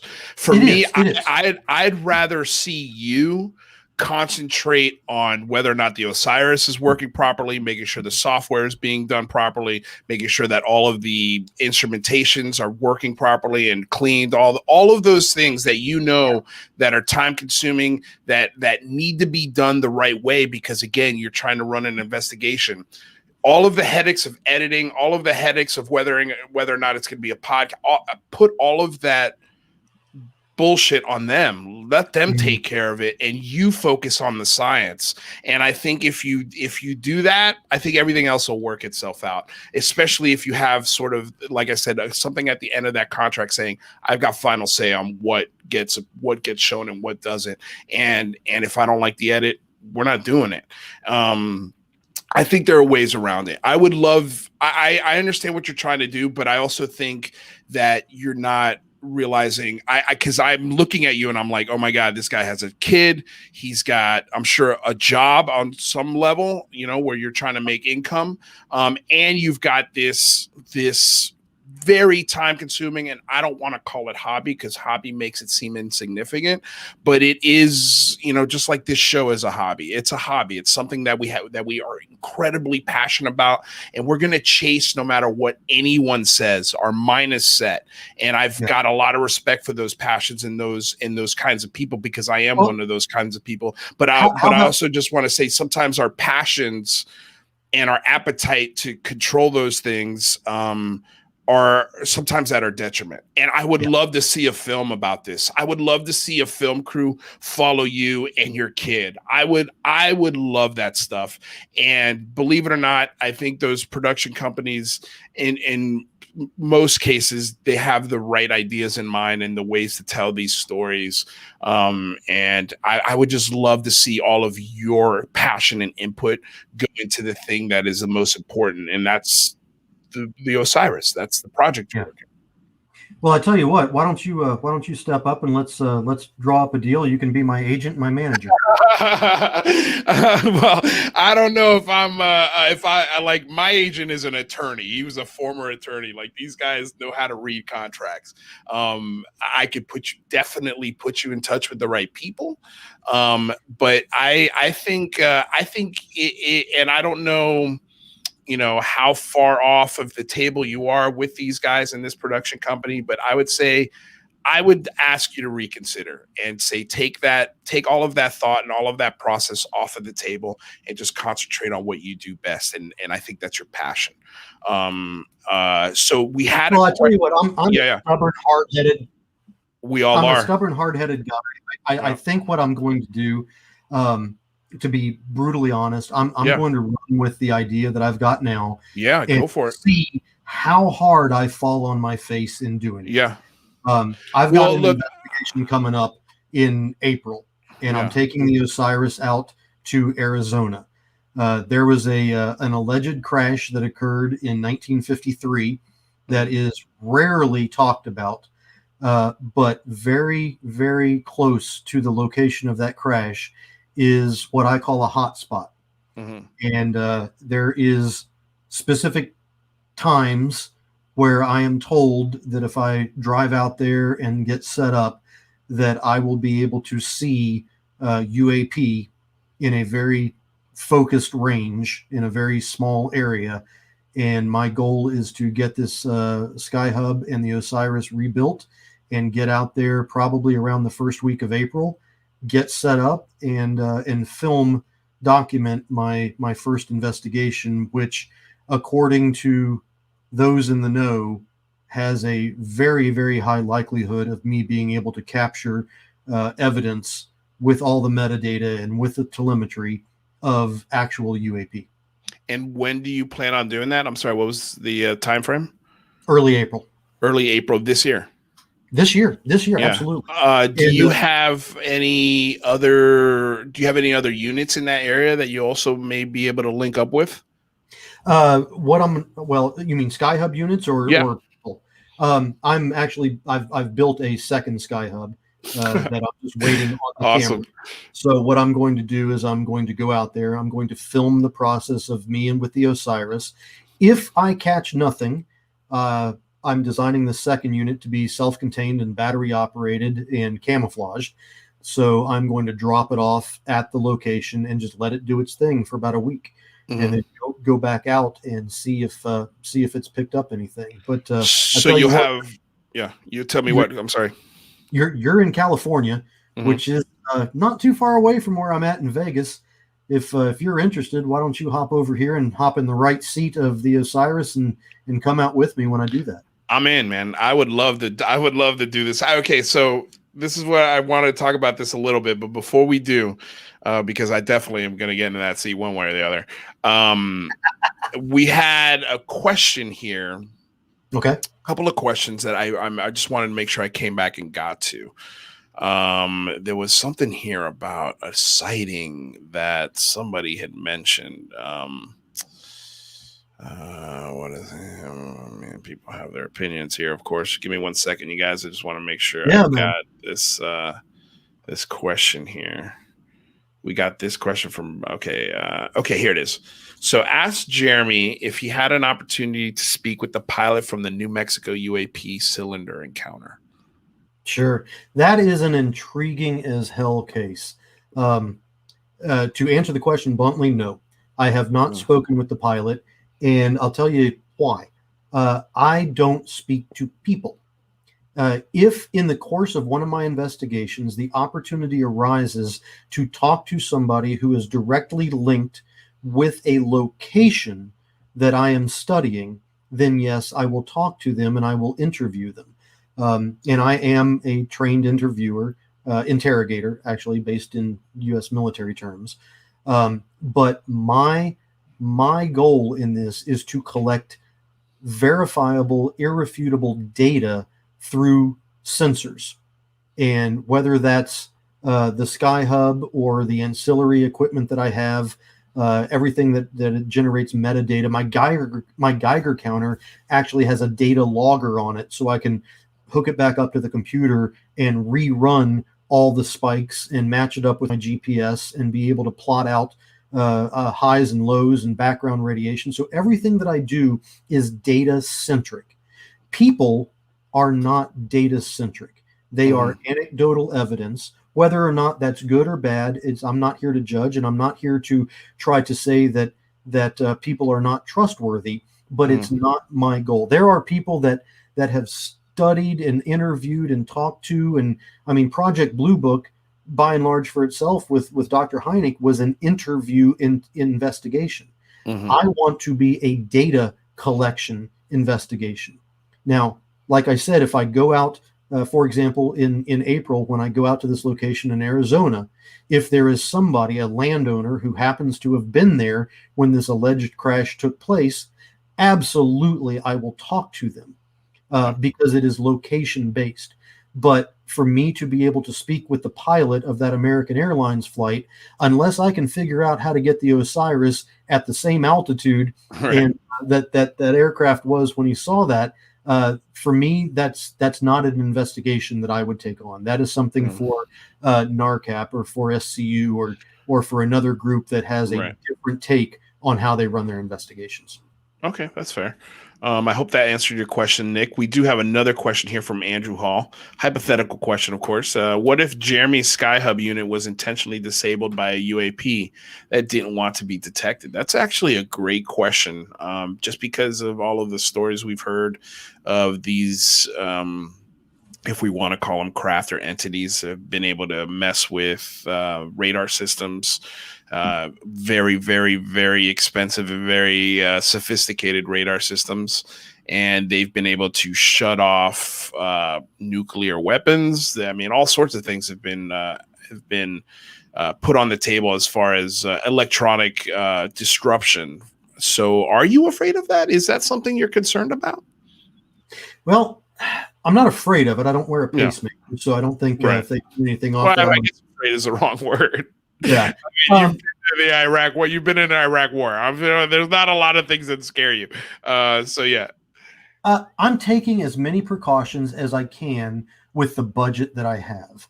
The electronics on this redesign, like I said, the power supply caught on fire, so I'm redesigning the way that I've implemented and integrated everything into the Land Rover.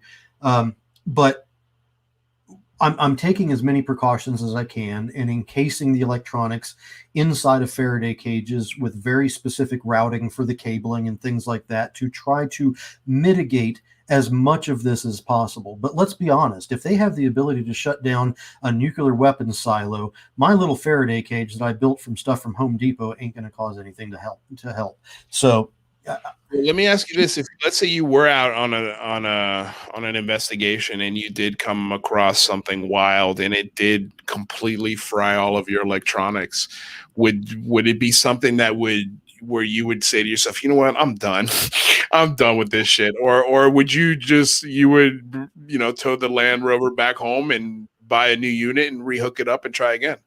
Yeah, it would be to the point where that incident would never be presented in data. I would become an anecdotal evidence speaker at that point because you would not be able to verify my story. So I would not have any data to present to anybody. So it wouldn't be anything that I would go out and make a huge deal about because I could not verify my own story. Right. So the only thing that I have that could potentially prove not even prove, but I carry a film camera as well as my digital equipment, just in case something like that happens. And they may well be able to defeat a film camera as well. So, I mean, what can I do? I just, like I said, my tombstone is going to say, if I had a tombstone, never stop seeking. Right. So I'm not going to quit. This is a pretty good point here. If you could get one of your devices strapped to enough astronomy department roofs and get astronomy students to process the data, you could get these projects moving fast. And I agree with Andy for sure. Has there been any sort of outreach from Skuhub's part or from your part to local universities and seeing what kind of interest is out there? It's on the roadmap, but when we approach universities and astronomy clubs and places like that, we want to be able to go to them with a unit that is past the beta, something that we can use their expertise and their knowledge of the sky to be able to maximize the effectiveness of them having those units. So once we have past version 1.0, I believe that there's going to be a tremendous outreach to groups like MUFON, groups like the Civil Air Patrol, astronomy clubs, even universities and places like that. So investigating the data can already occur, because all an individual or a group needs to do is register with Skuhub, and you immediately have access to the data that the current units are creating and uploading. So you don't have to have a unit to be able to review the data. The data is open source and it is available to the entire world. As long as you register and get online and go through the portal, you have access to the Skuhub data. This is a question I probably should have asked right from the beginning, and excuse me if you covered it, but have you yourself had a personal sighting? What is the inspiration for you to do this? Is there something that you've seen or an experience that you've had where you think to yourself, you know what, I need to find the data on this? Or is this just something that you stumbled into? No, I ended up on History Channel's Unidentified season 2, Right. episode 3, because of a sighting that I had in 1995 in the country of Jordan. So it was season 2, episode 3. Okay, I'm trying to, because I reviewed all of those episodes and all of those stories. So if you can, and I apologize for not remembering exactly what your story was, if you could remind me, and also our audience, exactly what happened. I was the guy that was sitting on a recovered nuclear weapon, and in the desert of Jordan. Yep. Okay. And Ryan Sprague did a fantastic show called "The Crate in the Desert," which I think at that time was one of the most downloaded episodes of Somewhere in the Skies, where I was talking about the crate and my involvement. But the story is basically that back in 1995, this is 4 years after the fall of the Soviet Union. And as you know, when the Soviet Empire collapsed, immediately overnight, multiple nation states sprung up. And these nation states inherited nuclear missile silos. They train launch capabilities, multiple of nuclear weapons, and they had no allegiance. They were now rogue nations that had nuclear capabilities, and there were dozens, if not hundreds, of warheads that had gone missing. And I got sent to Jordan with 9 other members of my team, and a multitude of things happened during this mission, and I didn't know it at the time. But I was in the middle of the desert with a very large wooden crate that I didn't know what was in it at the time, but it turns out that, for all of my personal suspicions, contained a recovered Russian nuclear devices with no shielding, so they were glowing hot, radiation pouring off of these things. Wow. And I mentioned that because, my CO at the time says, don't get near it, don't let anybody else get near it. And of course, I'm 24, 25 years old, don't listen very well. And, when you have no supervision, you do pretty much the exact opposite of what you're told. So I crawled on this crate, I sat on the crate, I pissed on this crate. Yeah. And then 9 years ago, I was diagnosed with a very specific type of. I didn't want to just blow past that detail there. You took a piss on the crate. Was it just how long were you out there? A week. Oh my God. Okay. Yeah. So yeah, I can understand it. That probably by around day 3, I'd be pissing on that crate too. So how far away from this crate were you supposed to stay for a week? I was supposed to stay about 30 meters away from the crate. And do you think 30 meters is a safe distance for a nuclear weapon that's bleeding radiation, or should have been a little farther? I don't know. I honestly have no idea what the safe zone is for something like that. But I'll tell you, 9 years ago, I was diagnosed with a very specific type of skin cancer on my inner thigh that is only caused by exposure to radiation. Mm-hmm. And I will tell you right now, I do not nude sunbathe. So right. Yeah. I don't picture you going to the local sun tanning booth there in Vegas and putting those little glasses on and getting a nice tan on yourself. No. So during the time that I was guarding this crate containing an unshielded nuke in an area that had never had nukes in it before. I mean, we're in the middle of the Jordanian desert. Yeah. I walked off post to go smoke a cigarette because back then I was a chain smoker. I had 2 packs a day. And I was lying down on a sand dune, probably about 300 meters away from my crate, and just staring up at the sky with a pair of night vision goggles. And I saw something that just defied my personal understanding of how physics and aircraft operate. This thing came from my visual horizon behind me, shot up to my 12 o'clock position. I'm laying on my back looking straight up, shot up to my 12 o'clock position, and then made a 90-degree turn to my 9 o'clock. And it went from horizon to horizon in under 2 seconds. And it repeated itself over and over and over again.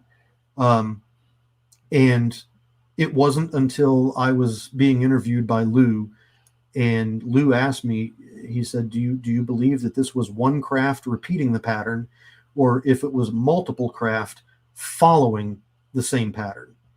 And when he asked me that, man, the hair on my arm stood straight up, because at that point I couldn't fathom the amount of different objects that would have been there at that time. And it seems as if this unshielded nuclear device was emitting enough of a signature.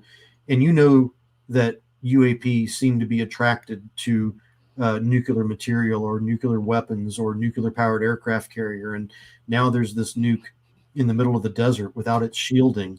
And now there's this UAP that just happens to be there that I accidentally saw because I was staring up at the sky with night vision goggles. Okay, so let me ask you, how did this get from the middle of the Jordanian desert, you laying on your back in the middle of the night, seeing these objects? And how did you answer that question, by the way? Did you think it was one object repeating itself, or was it multiple? I told him I didn't know, because I don't know. Because you don't know. Right, that's a good answer.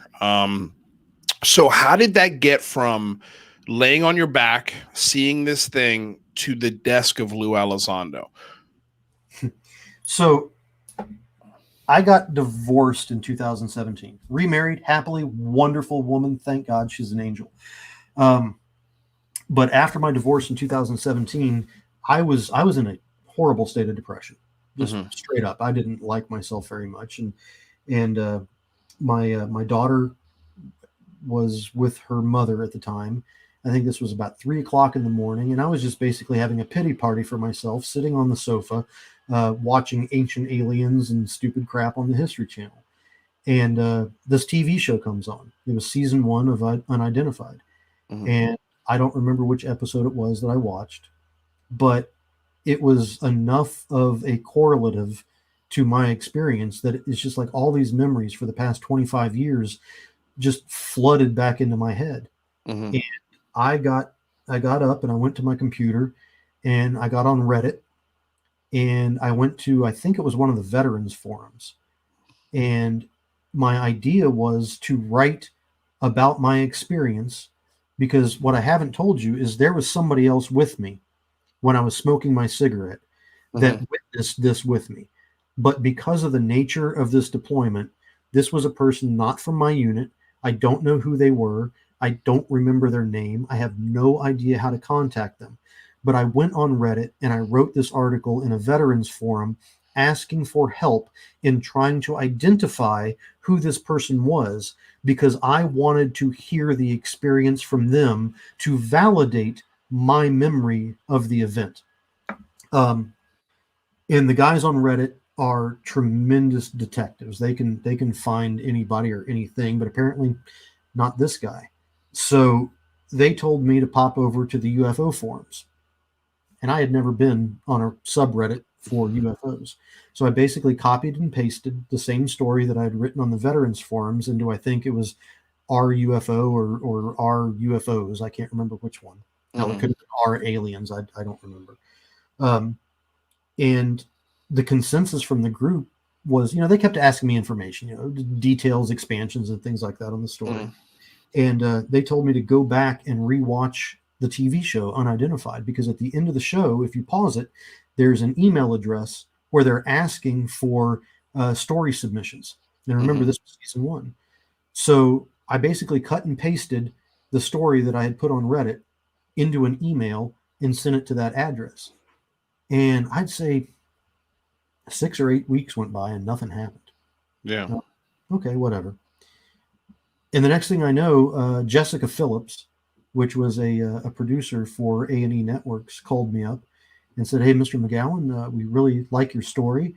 We've looked at it, and we want to know if you'd like to go on camera and talk about this." And I was very, very hesitant to say anything publicly because I had created a pseudonym on Reddit. Nobody knew who I was. Yeah. So I talked to her for several days, got non-disclosures signed and things like that, and basically did what you were telling me is got final approval for the output. Yeah. And they flew me to New York, and until I sat down in front of Lou, I still was hesitant to tell my story. Right. But the way that Lou approached it, the professionalism that he showed, the professionalism that the film crew showed, and the fact that there was no snickering, there was no whispers behind my back that I could hear that were making fun of me or anything. I felt comfortable enough then to mentally flip that switch and actually tell the story. Yeah. That's how I'm here now. Wow. Okay. Well, that's an awesome story. Somebody did ask, how many sightings did you see that week? Was that the only one, or were there more? It was the only one. Okay. And so that's the catalyst. That's the starting point. So something that happened 25 years ago. You see something on television that makes all those memories flood back, and then before you know it, you're face to face with Lou Elizondo, former head of a government research group that up until a year prior nobody had known existed. Yeah, that's exactly. Now, I had thought about this on and off over the past 24, 25 years, but I was never a UFO guy, man. I love science fiction. I'm the guy who likes Star Wars and Star Trek. Yeah. But I'd thought about it on and off, but it had never been an obsession. It had always been a, what the hell was that? And there's no way for me to validate or understand what it was I saw. So why dwell on it?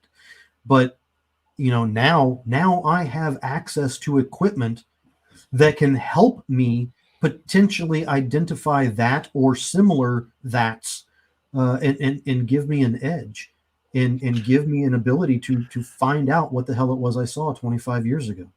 Okay, so when you finally decided, you know what, I'm doing this, I'm buying a Skuhub, I'm gonna actually mobilize this motherfucker. I'm getting crazy with this. When you pitched this to your wife, what'd she say? She's very supportive. My wife is the scariest, most wonderful person I've ever met. She is a 5 foot tall, 4'11". I think she claims 5 foot. I'm calling on that. Filipina girl. Oh, my girlfriend's Filipino too. Well, they can wield a flip flop from a mile away. She's in charge, that's for sure. There's no doubt about who wears the proverbial pants in our relationship. Yeah. She's in charge. But she supported me, and she told me if it was something that was important to me, as long as it did not cause detriment to the family, that I could do it. And I even asked her, I was like, what if this costs me my job?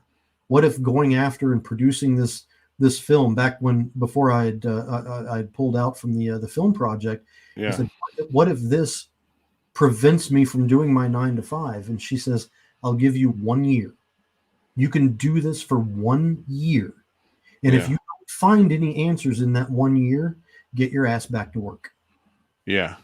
I mean, I can't ask. When did those words come out of her mouth? Do you have a date on that? Did you put that in the calendar and be like, okay, today's December 26th, 2020. Do you have a countdown? It's if I lose my job. Got it. Okay, so you're still working. Got it. So if you lose your job from that moment on, you got a year to get this to get some answers. So basically she's gonna be your arbiter whether or not you continue. Like, if you're gonna have to present the data to her if this happens and be like, all right, babe, is this data worth pursuing? And she's gonna be like, yes or no. That's man. I've talked to her about everything from the potential dangers that Skinwalker shows to the pushback that we could get from society in general. Yeah. And she says, as long as it doesn't affect me or the kids, me meaning her or the kids, right. I've got a year. And how does she feel about you involving the kids in it?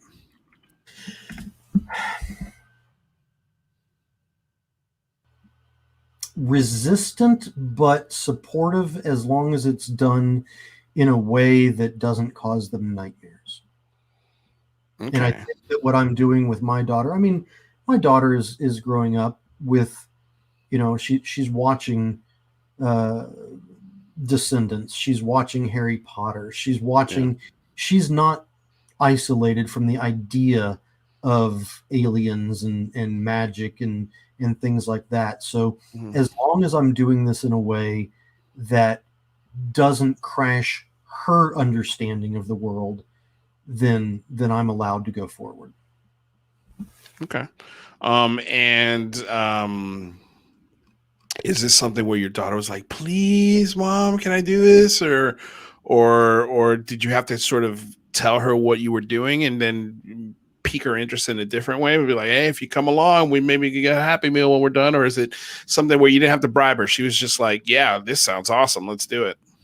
It's the third. She's seen me building the Skuhub. Because I built it here in my office to begin with, and I was testing the electronics, and then she sees me start drilling holes in the family car, and she's like, what are you doing? And she was really upset for about a week that we could never take it through a car wash again. But after I explained to her that we can hose it down and hand wash it, she was fine about it. Yeah. But because it's just too tall now, I've got that big ass camera sticking on the back that the rollers would just rip right off, so it's not car washable anymore. But that video, I had asked her maybe 20 minutes before we went and did that video. I was like, hey, you want to go out and hop in the OSIRIS with me and make a video about how we use it and ask me questions and stuff? She's like, yeah. She's like, I don't know. I won't be able to remember the questions, Dad. I was like, take the tablet that we have for the OSIRIS. Yeah. Put the questions on the tablet so you can glance up there every now and then and remind yourself. Yeah. But she came up with the questions. Yeah, those are good. They were great questions. So how did you, when she first asked you, Dad, what are you doing? What was the answer? She 10-year-old. Well, she's 7. Or 7. Yeah. She never thought aliens were real. And I've told her that straight up. I was like, we haven't proven yet that they are. Yeah. Every single thing that we've got right now, and we meaning the general populace, nobody is walking around with metamaterials. Nobody is walking around with Skinny Bob on a book signing tour. We don't have conclusive proof. We have faith, we have belief, we have a really good idea, but we don't have conclusive proof as a general population. So I said, honey, we don't know if they are or not. So let's you and Dad go out and try to make that either a proof of yes or a proof of no. And she's like, yeah, let's do it. I love it. yeah, I mean, I remember when I was her age in fourth, fifth grade, I was doing, those foldable science reports, those boards, and I was doing UFO, questionnaires, asking the class, how many people believed in UFOs, and the teachers are like, "This isn't a science project. Like, this isn't science. This is not a topic that scientists are talking about. So this project is almost like they wanted to fail me." But one thing I was really good at was negotiating grades. But I would always, anytime there was an opportunity for a science project, I was doing something about UFOs come hell or high water. I don't know why, but it's just something that's always interested me. Here's a question, something that actually just happened, and Andrew Hall put in the chat. On Twitter, Lou Elizondo asked a question: what are your top 3 things you would like to see at the end of this 180-day report? Report to address/say. Now, this was actually the thing I was working on right before we did our show. That's why my camera was all messy when you hopped into the green room. But do you do you have an answer for this off the top of your head? Top 3 things you'd like to see out of this 180-day report? Wow. So I haven't thought about this. That's okay, because I've got an question. Let's talk about I think one of the first things that I would want to know is I want to know who the players are in UAPTF. I want to know who is feeding UAPTF information. I want to know the names and the positions of individuals who UAPTF goes to for information, because from what I understand, this is 3 or 4 guys in the basement corner of a Pentagon office with virtually no budget that were set up to fail. So who are they getting their information from? Mm-hmm. If the report says that UAPTF has come to the conclusion of X, Y, or Z, I want to know where they got that information from to come to that conclusion. Are they talking to Jacques Vallée? Are they talking to Hal Puthoff? Who are they talking to get the information that they've based conclusions off of? That would be the primary thing that I'm looking at. Well, I wrote down a couple of things. I responded to Lou. The first thing I responded with was, I would like to see a yearly commitment from all branches of the military, including the Department of Defense, the Senate Intelligence Committee, and 3 branches of the government, to provide a yearly report with unclassified data points for open source study and discussion. Damn. Why can't we get a commitment from our governments once a year to get a report on this subject? If we have a UAPTF task force, and we had an ATIP program, and from what I understand, Lou Elizondo was in this program for at least a decade, at least 10 years, going back to 2010. He said it was about a decade, and I would love a report just like we get from our military or anybody else at the end of the year. Okay, what did you guys look at? What were the reports? Can we see those reports? What's considered material that is suitable for public consumption versus not suitable for public consumption? But every year we should get information, and we should get some kind of report with data that we can all look at, consume, talk about, study, compare notes on, and then maybe even give our conclusion of that report back to the government and say, this is good, this is not good, this is what we want more of. So that way there's a constant dialogue between the powers that be and the average citizen. Yeah, and I think I would add to that. I would add to it that if any other foreign government releases information that the United States still holds as being classified, that we by default, if we have that same information, we should immediately declassify our version of that information. Yeah, I agree. Somebody's saying that I'm having some audio problems here. Um, Let me know if my mic is not working right or something's coming through a little crackly. Audio fine again somehow. Okay, sorry for that, you guys. First world problems. Yeah, I agree. I'd like to see what the foreign government aspect of this thing as well. A couple of other things that I wrote. The second thing that I'd like to see would be the acknowledgement and access to the two reports and data points presented to the Senate Intelligence Committee in late 2020. So these two reports that are floating around the Senate Intelligence Committee right now, and that other senators have been also had some eyeballs, including Kamala Harris, Marco Rubio, Dan Crenshaw. They've had eyes on this report. They've seen these two pictures that people have been talking about that the debrief had referenced in one of their articles in late 2020. I want to know what's in those two reports. I want to see the pictures that's in those two reports. The pictures bug me. Here's the thing.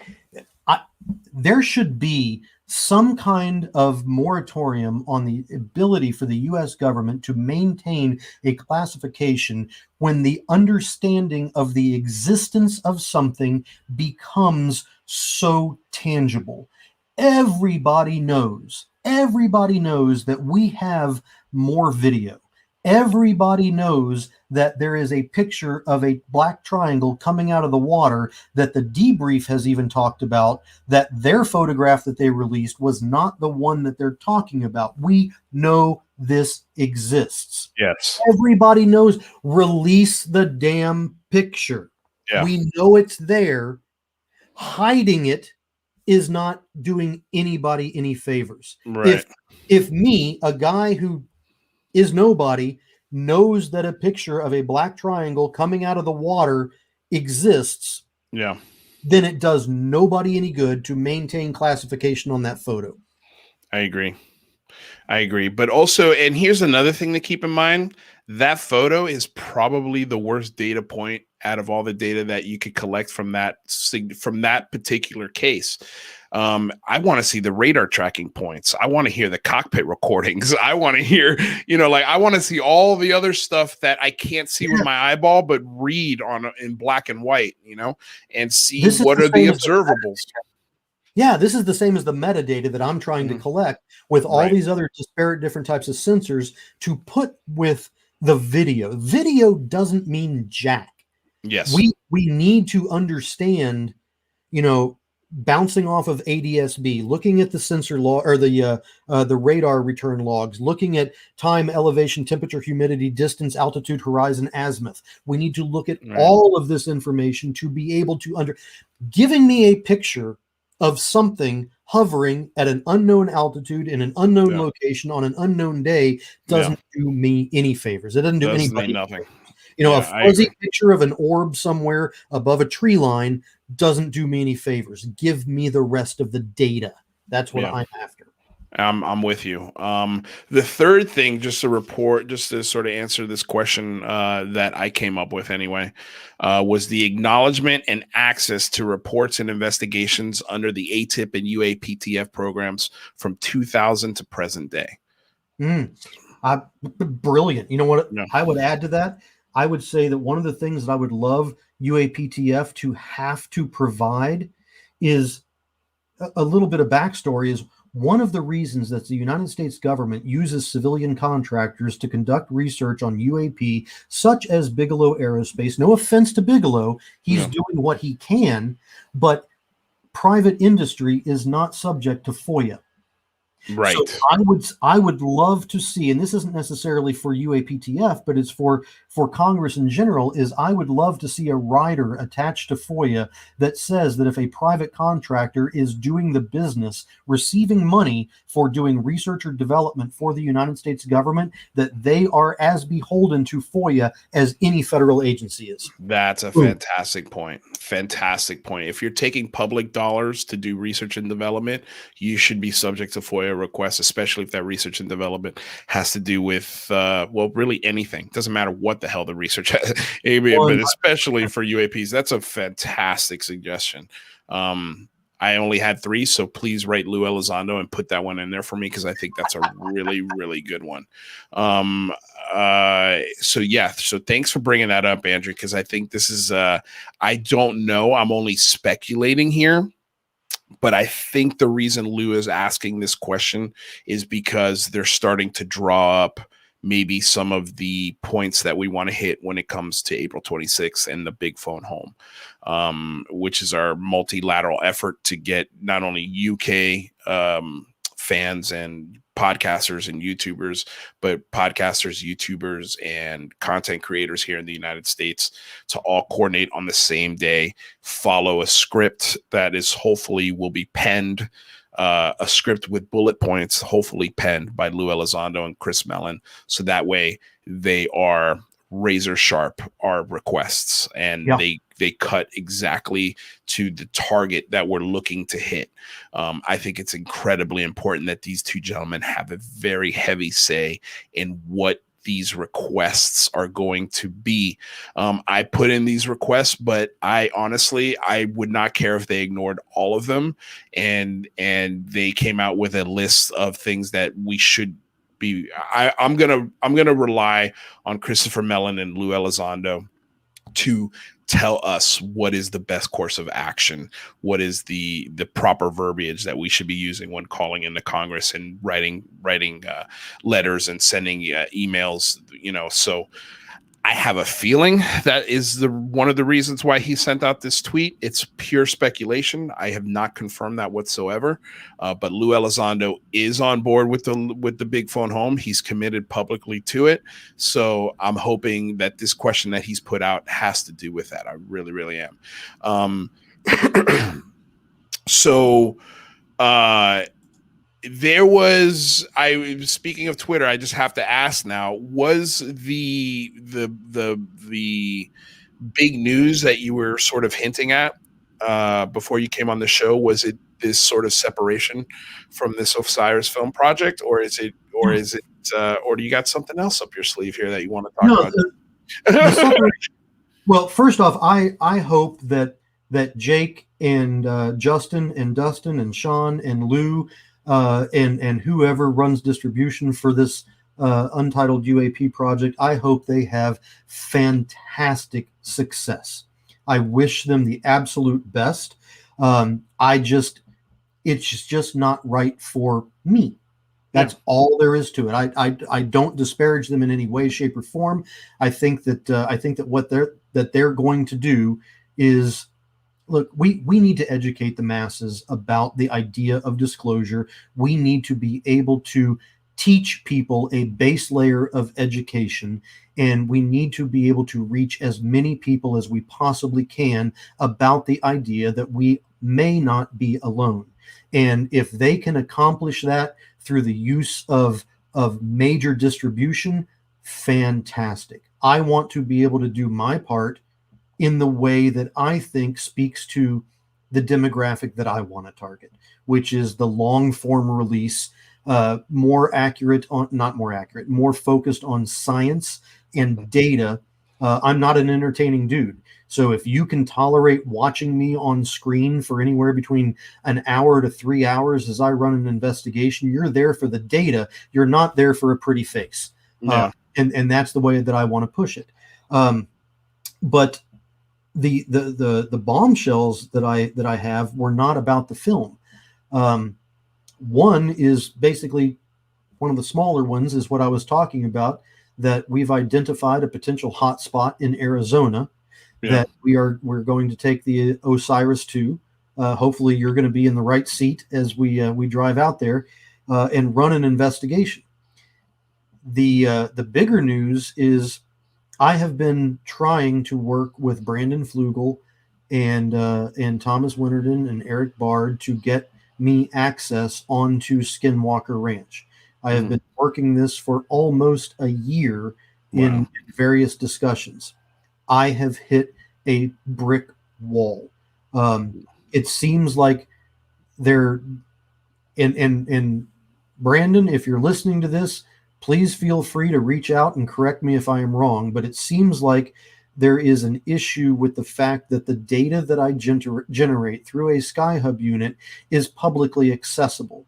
And that seems to be not in tune with what Skinwalker wishes to maintain ownership and dominion of the data that's generated on their property. And it's their property. They can do whatever they want to. I'm not belittling them. I'm just saying that there's a disparity between my promise to push information out in any way, shape, or form that I collect it to the world and their desire to maintain control of the data. So my bombshell is that I have secured access to a property that borders Skinwalker. It is, I mean, it's right off. I mean, it's the same land. If the phenomena is active on Skinwalker Ranch, it's not going to obey a property boundary. Right. So I am in late April, early May. I am driving the OSIRIS out to, more or less, might as well say Skinwalker or Skinwalker's location, and I'm pulling up on a parcel of land out there, and I am going to be there for a multitude of days while I run multiple experiments. And I am not just passively recording. I have developed a and I'll save this one for the YouTube video. I'm not going to tell you what it is, but I've developed an experiment that I am going to run that potentially will elicit a continuous response from the phenomena. Can you share about that a little bit more? Can you get into a little bit more details about sort of what your idea is behind this experiment? The basis of the idea came from Jacques Vallée. Okay. So we'll leave it at that for now. Yeah. Okay. All right. Well, you've piqued my interest. That's for sure. Wow. Okay, so that is some pretty heavy news. I can understand now why maybe Brandon Fugel's not talking to you, because you bought property there. And I agree with you. I think that's a smart move, man. You can't have a proprietary grip hold on this information. I think it's the wrong move. And I talked about this with Ryan Sprague on my channel. Honestly, I think I've reviewed the Skinwalker Ranch show on this channel, and I'm a comedian, and a lot of things I do on this show are forced for that exact thing. Show.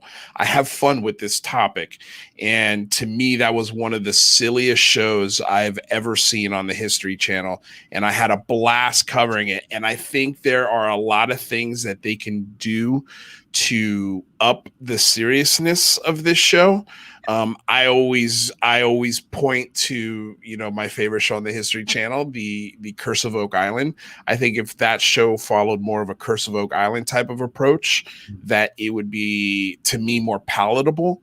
I think, in my opinion, and Brandon Fugel, I don't know his net worth, but I have a feeling it's high enough to where a ranch like Skinwalker Ranch is literally disposable income. He's not buying that ranch because the property value is going to triple in 5 years. He's buying it because he's personally interested.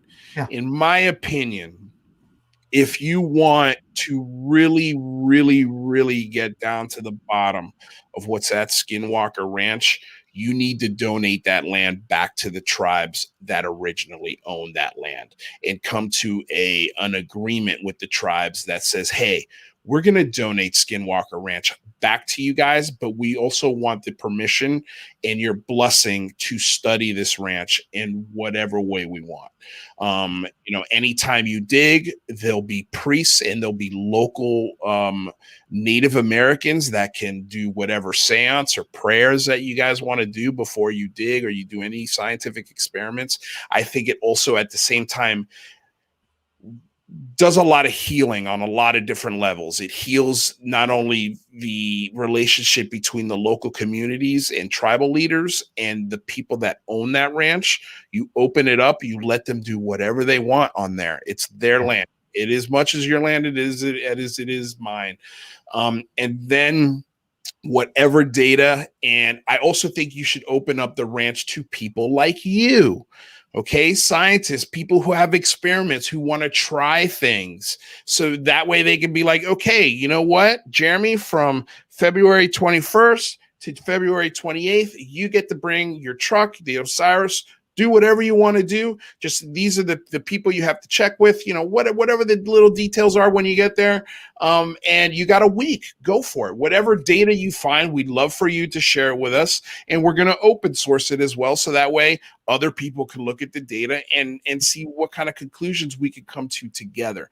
But this idea that you're closing off this ranch, you're arming yourselves to the teeth.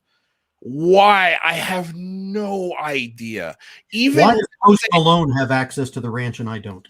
Oh, that's a great question. Well, first of all, he's Post Malone. I could understand why Post Malone gets sort of, preferential treatment. I get it. You're Post Malone. But at the same time, what is Post Malone walking around Skinwalker Ranch with an armed weapon? Well, not only that, but what did you and I get from Post Malone's visit to Skinwalker Ranch? Absolutely nothing. But my point is like, let's say there is an entity on that ranch that is beyond our reality, something that we just can't even comprehend, not only from a scientific standpoint, but just a human standpoint. What do you think your shotgun's going to do against it? Like, I just don't understand the purpose of the dragon walking around there like he's this this warden of the supernatural. It's hilarious. It's hilarious. And I also found it funny that Robert Bigelow took a little swipe at their experiments from season 1. He's like, with the rockets and the balloons, like he mocked it. He thought it was hilarious.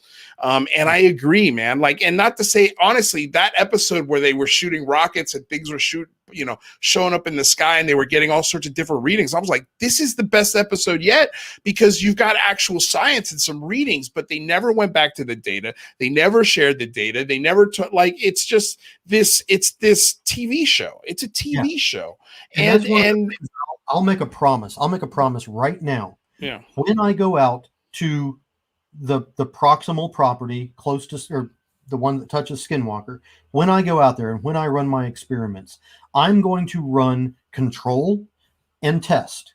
I will run baseline readings. I will have a process flow where if I'm sitting in my vehicle, I'm going to get out every 15 minutes and run the tri-field meter. I'm going to get out every 15 minutes and run the Geiger counter. I'm going to use a very specific time interval to take full spectrum photography of the exact same spot every few minutes. We are going to look, and I will publish everything on my website.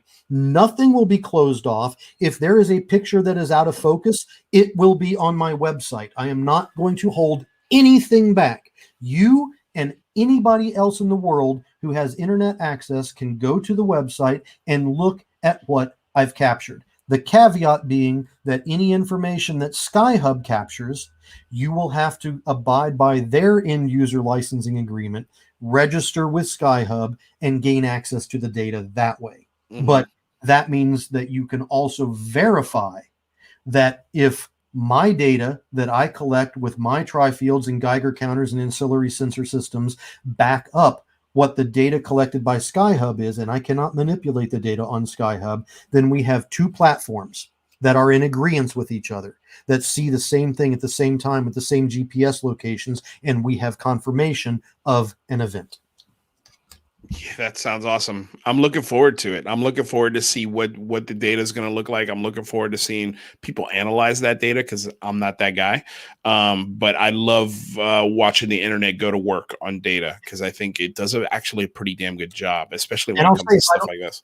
If I don't capture anything, then that's getting published as well. Yep, so be it. And I love it, and here's I think where people should manage their expectations. You probably will find nothing. That's the most likely thing to happen. So that way, when you set that expectation, when something does happen, it's a lot more fun. It's a lot more rewarding. Okay. So I think we're going to start wrapping this a little bit, because we're almost on 2.5 hours. And I told you I could keep you here a long time, man. I love conversations like this. I'm so happy you're here. I want to give a shout out to New York Tag, Blue Shift Radio, Andy Oates, Andrew Hall, Josh in the city. Hey, what's up, brother? I don't know you. Do you know Josh? I know Josh. Yes. Awesome, man. Yeah, he's been giving some really great comments in here. Here's one that I just absolutely have to answer. Andrew Hall, where can people find out more about the Big Phone Home?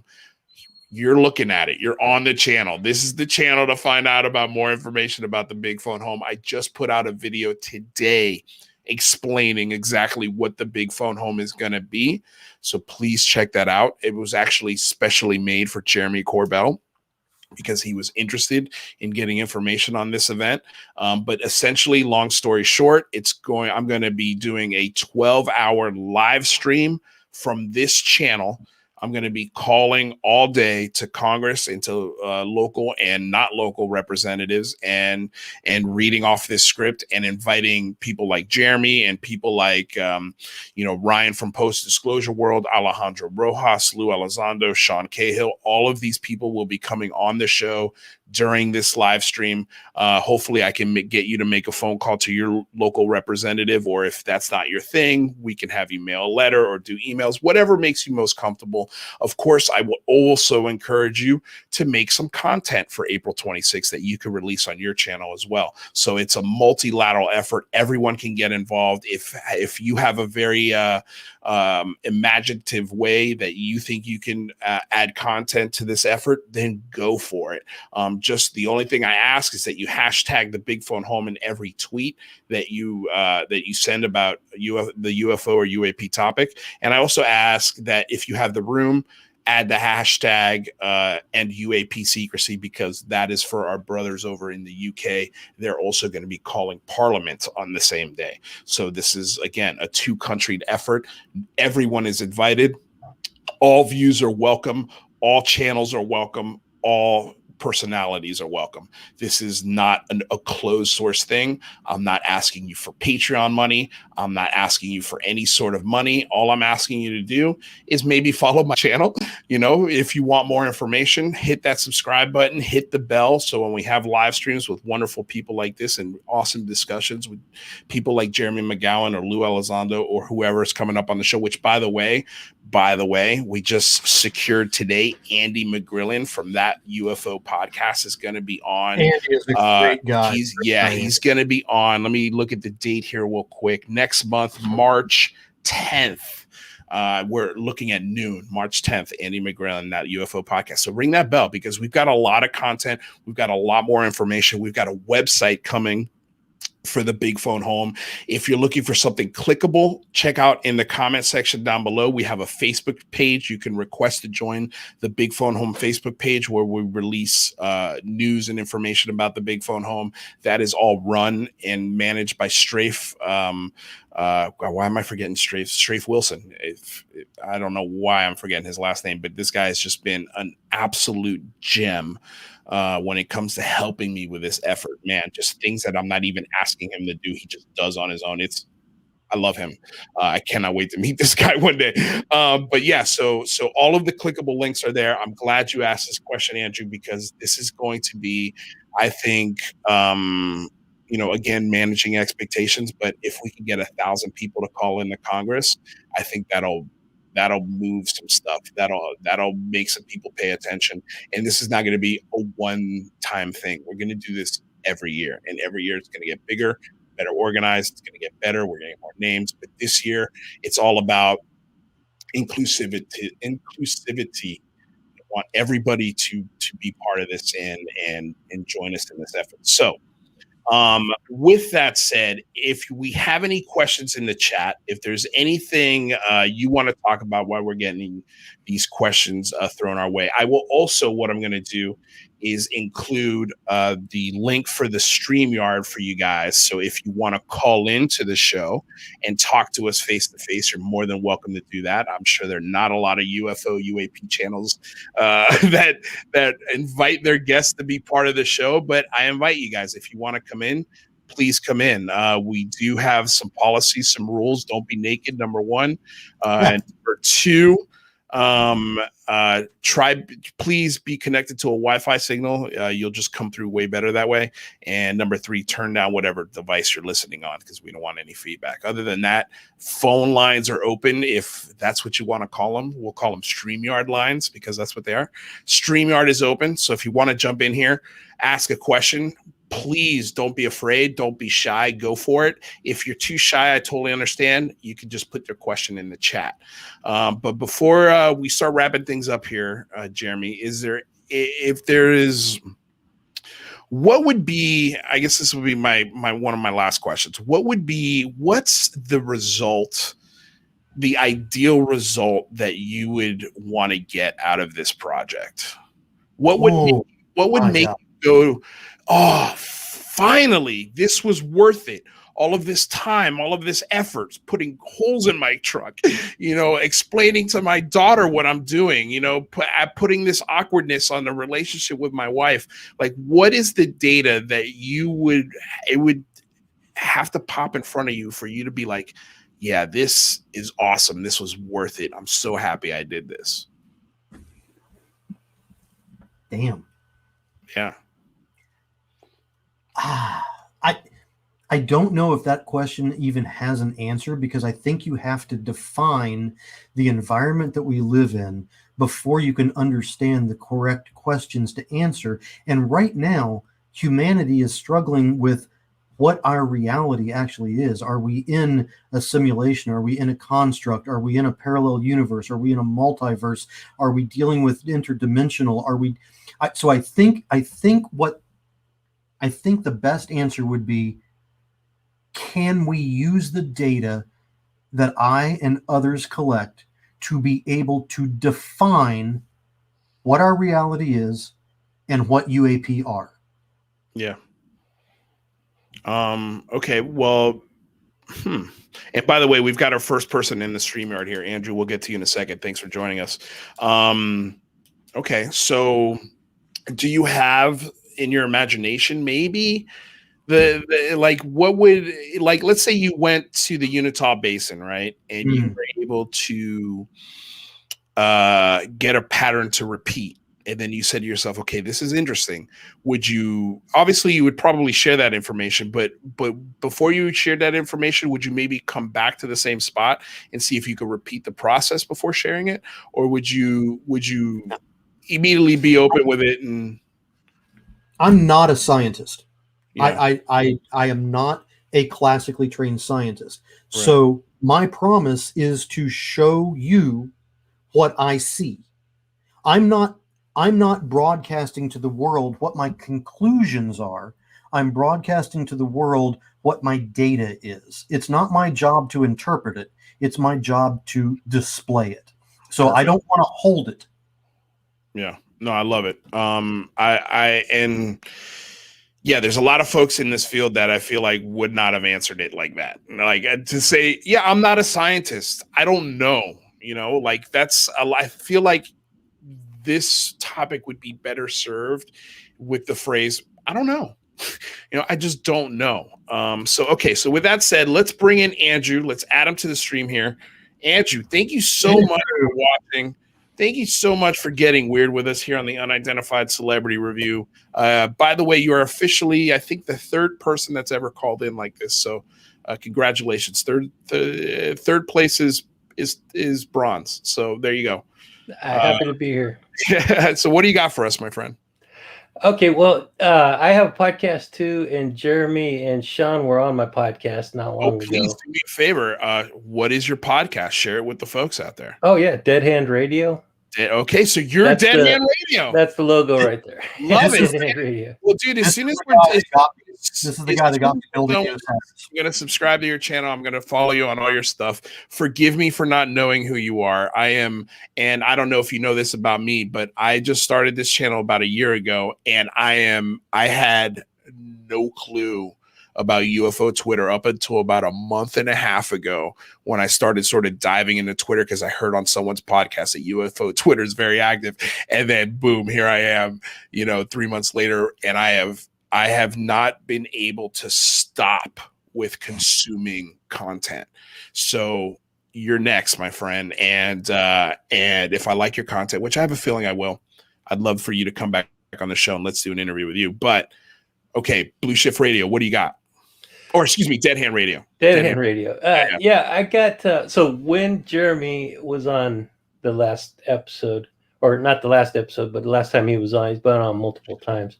We talked about remote viewing and your interest in that technology, and I just wanted to know if you have an update about that interest. Have you, and what do you plan on doing with it? I don't like studying very much. Like I said earlier, college and I kind of parted ways, but the idea, the concept that remote viewing is a factual based scientific process that anybody can be trained on how to do intrigues the hell out of me. And over the past few months, I have been putting myself under basically a self-study course from the Monroe Institute. And if folks aren't familiar, the Monroe Institute is basically what the CIA was reviewing in the declassified documents called the Gateway Process. So instead of going through tangential aspects or spin-off programs, I went straight to the source. I found the original tapes from, I believe it was the 1970s, that were used by the CIA in the development of Project Stargate and things like that. So I'm putting myself through that training process. I have no reportable results yet, with the exception that, and this will not make sense to a lot of people, but for the remote viewers out there or the people that have been in this process, there was one event where I felt as if I was a radio with every single station being turned on at the exact same time, and it was an information dump that was just, I couldn't filter it. Outside of that, I think that was enough to tell me that this is something that I need to pursue. But before my tuning fork is on the right frequency, I got a long way to go. What do you think about that, Andrew? I think that's awesome, man. And remote viewing is a fascinating topic. I think there's a strong connection between the remote viewing capability and the UFO topic. Mm-hmm. So anybody who's interested in one is going to stumble across information about the other. I just interviewed another guy. Well, I don't want to talk about my program, no, dude. But no, it's fine. Hey, listen, I was just about to ask, are you in on the big phone home after my explanation? Absolutely. I already announced it on my live stream on Friday night. So love it, man. Okay, so you're in on it. So we'll talk soon, and as far as maybe getting you on my live stream that day, and or vice versa, if I could come onto your show and promote the big phone home, and then you release that content. I'm not sure what you have planned, but get creative. However you want to activate your listeners to call Congress, I recommend you do, and just whatever you do, make sure you show yourself either mailing a letter, calling Congress yourself. We got to show our fans and our following that we are also doing this, that we are also taking the responsibility. And because we are doing it, hopefully that encourages them to do it. So I'm happy to hear you're on board with that. Where can we find your show? What are all the platforms in which we can get more Andrew Hall? Everything is on my website, andrewhall.com. Social media is all andrewhall.com. And if you Google Dead Hand Radio, everything that I have out there is going to come up as well. How long have you been doing the show? I started March 13th of 2020. Wow. So okay. So about 1 year. Oh, man, it's so funny. It's so funny how many shows I've heard that have started in the last year.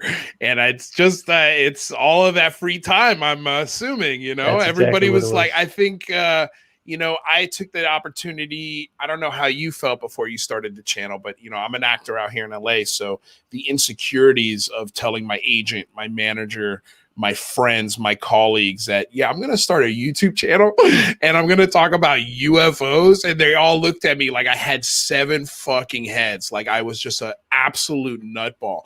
But I know that, and Alejandro Rojas said this on my show, but he was 20 years ahead of us. I know that working this beat is going to pay off. I just have this feeling this is no longer taboo. This is no longer, a tinfoil hat discussion. And I wanted to say really quickly that we're almost at 600 subscribers, you guys. If you have not subscribed yet, please do me the solid, smash that subscribe button. I'd love to get over 600 today. That would just be awesome. But any other questions? Anything else you got for us? No, I don't want to take up, don't be shy, man. Don't be shy. Jeremy, if you got something else, each other about, every other day or so. Right on. Yeah.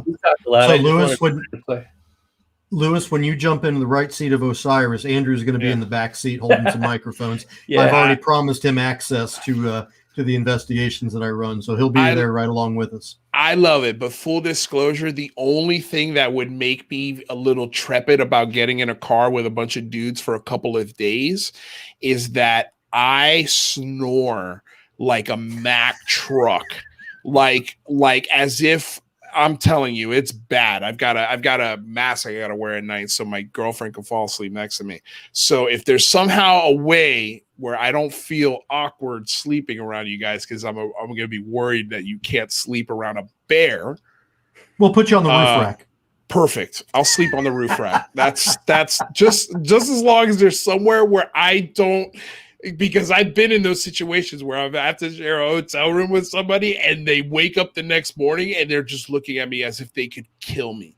And I'm just like, I'm sorry, so that would be, if we can figure out that sort of road bump, then I'm in, dude. All right. I just got to talk to my girlfriend. Problem solved. Problem you sleep. I'll hunt the UFOs while you guys sleep. Fair. Dude, fair. I built a vehicle that's capable of tracking down potential alien ships. I think we can figure out how to avoid the snoring issue.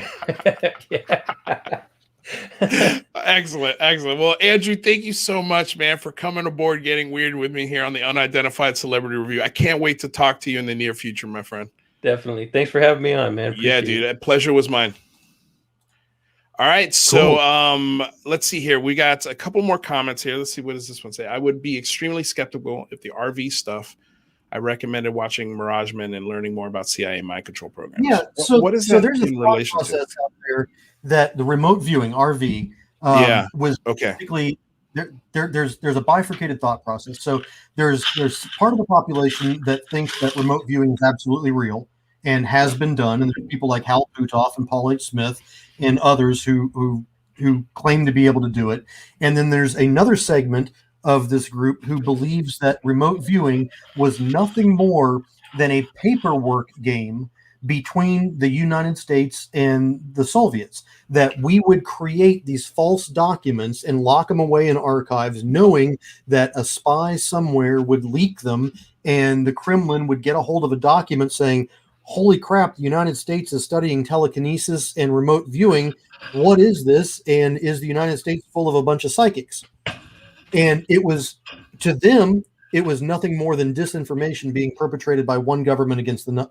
Right. And then on the other side, it was the idea that this is actually factually correct. So I'm right there on the fence, and I'm looking at, whether this is real or whether this is not real, and I don't know yet. Yeah, I'm on the fence too about remote viewing. I mean, it's intriguing. I would like to see, because I feel like everything that's been done on remote viewing, all of the data on it is incredibly old, yes. 10, 15, 20, 30 years old. And I would like to see an independent, university study or something like that maybe dives into this possibility of remote viewing, because I think what Andrew said was right in that this could be something that maybe we can access through a remote viewing. Like all possibilities are on the table when it comes to this crazy shit. Like we don't know until we prove it or prove it wrong. I am not going to pass judgment on it. One of the things that I need to stress to everybody is in my investigations, I do not know what is out there. I know that people are reporting seeing things. I know that I have seen something, but I don't know what it is. So right. I am only going to present data, not conjecture. Yeah. Well, I love that about you. And I think that's where we're going to end it tonight. Data, not conjecture. UFO disclosure is a process, not an event. One of my favorite quotes from Lou Elizondo. But I wish you nothing but success on this project. I hope you reconsider the production angle from this project. I think because here's the thing. Also keep this in mind. Once you close the door, once you dent the ego of these guys, it's really hard to get them back on your side because Hollywood is just very fickle. The second you're like, nah, I think I could do it better, or nah, I'm not interested. It's tough. It's tough to approach them later on down the road. So I would say, I'm not saying you're burning a bridge, not inferring that at all, but I'm just saying try and keep those relationships as open as you can. So that way, if you do change your mind, maybe they'll be open to it. But I would love to see a film. I would love to see a TV show, maybe even I don't know how you would. I don't know if a TV show is right for this project. I think maybe something along the lines of if you've ever seen that series Missing 411, where it's a film project. It's just an ongoing film project that constantly updates itself. It's a film that just constantly updates itself. And I think in the space of what this project could really, really work in. That's just my 2 cents. That's sort of my production feels on it. I think it's also really good that they're going to do their thing in one direction, and that's going to bring in one demographic or multiple demographics, but in people that are interested in that approach. And then there are going to be people that may be interested in my approach, and we can involve a larger audience and get more people involved because we're attacking this on 2 different fronts. So right. If you're interested in something like this, or if any of your listeners are interested in something like this, I am open to talking about how to create a better film project than what I can do with GoPros, but understanding that this is not going to be a serialized process that is going to be canned to 45 minutes every Thursday at 6 p.m. That's not what I'm going to do. So if we can work around that, let's talk. Yeah, no, for sure. I don't think these requests are crazy unreasonable. And I look forward to it. I'm very much in your camp. I'm very much hoping that you have a lot of success with this. To Julie out there, it's an alien girl. It says you go. People that you're the same person. Are you the same person? Is that right? Or are you just having fun here? Anyway, I'm sad to hear that you guys got here late, but I'm happy that you made it. And this is the beauty of the technological world, is you can just go back and watch it. So yeah. So Jeremy McGowan, thank you so much for coming aboard and getting weird with me here on another episode of the Unidentified Celebrity Review. I want to say thank you to the sponsor, BlueMarlinChronicles.com, purveyors of the world's finest fishing tackle since 1995. I want to say thank you to DOS Tapes. They provide all of the music that you hear on the show. Their SoundCloud link is in the description below. I also want to remind you quickly, the link for the Big Phone Home Facebook page is in the link down below. You don't need April 26th to call your congressman. I've got links to Congress in the description down below. So if you want to take a whiff or some practice at calling some senators and congressmen, you can do that with the link below. And I hope you follow that link. You don't need me. You don't need an event to do this. You can do this anytime you want, every day if you want. And I think that's it. Don't forget to subscribe. Don't forget to ring that bell. Don't forget to like the video. I appreciate all of you and thank all of you for all of the wonderful support that you've thrown my way in the last month. All of your your Twitter support, all of your kind words, all of the people that I've disagreed with and have come back to this common ground with and have started a dialogue again. I want to thank you for being adults and for putting our beliefs aside and coming together and agreeing on one thing, and that is that the big phone home is something that is worthy of pursuing, and that we could come together, call Congress, and make demands when it comes to UFO and UAP transparency. And I don't want to call it secrecy because that makes it sound like they're being evil. We just want more transparency. We want an open dialogue with our government and our representatives. And that's what the big phone home is all about. And it's also about getting to know the community, getting to know me, getting to know Alien Girl, getting to know all these people, Andrew, that come onto the show and that are going to be part of this big event. So thank you. I cannot thank you enough for all of the support and all of the love you guys been throwing my way. Until next time, you guys, thank you so much for coming aboard, getting weird with me here on another episode of the Unidentified Celebrity Review. My name's Luis Jimenez. Until next time, you guys, peace. Peace.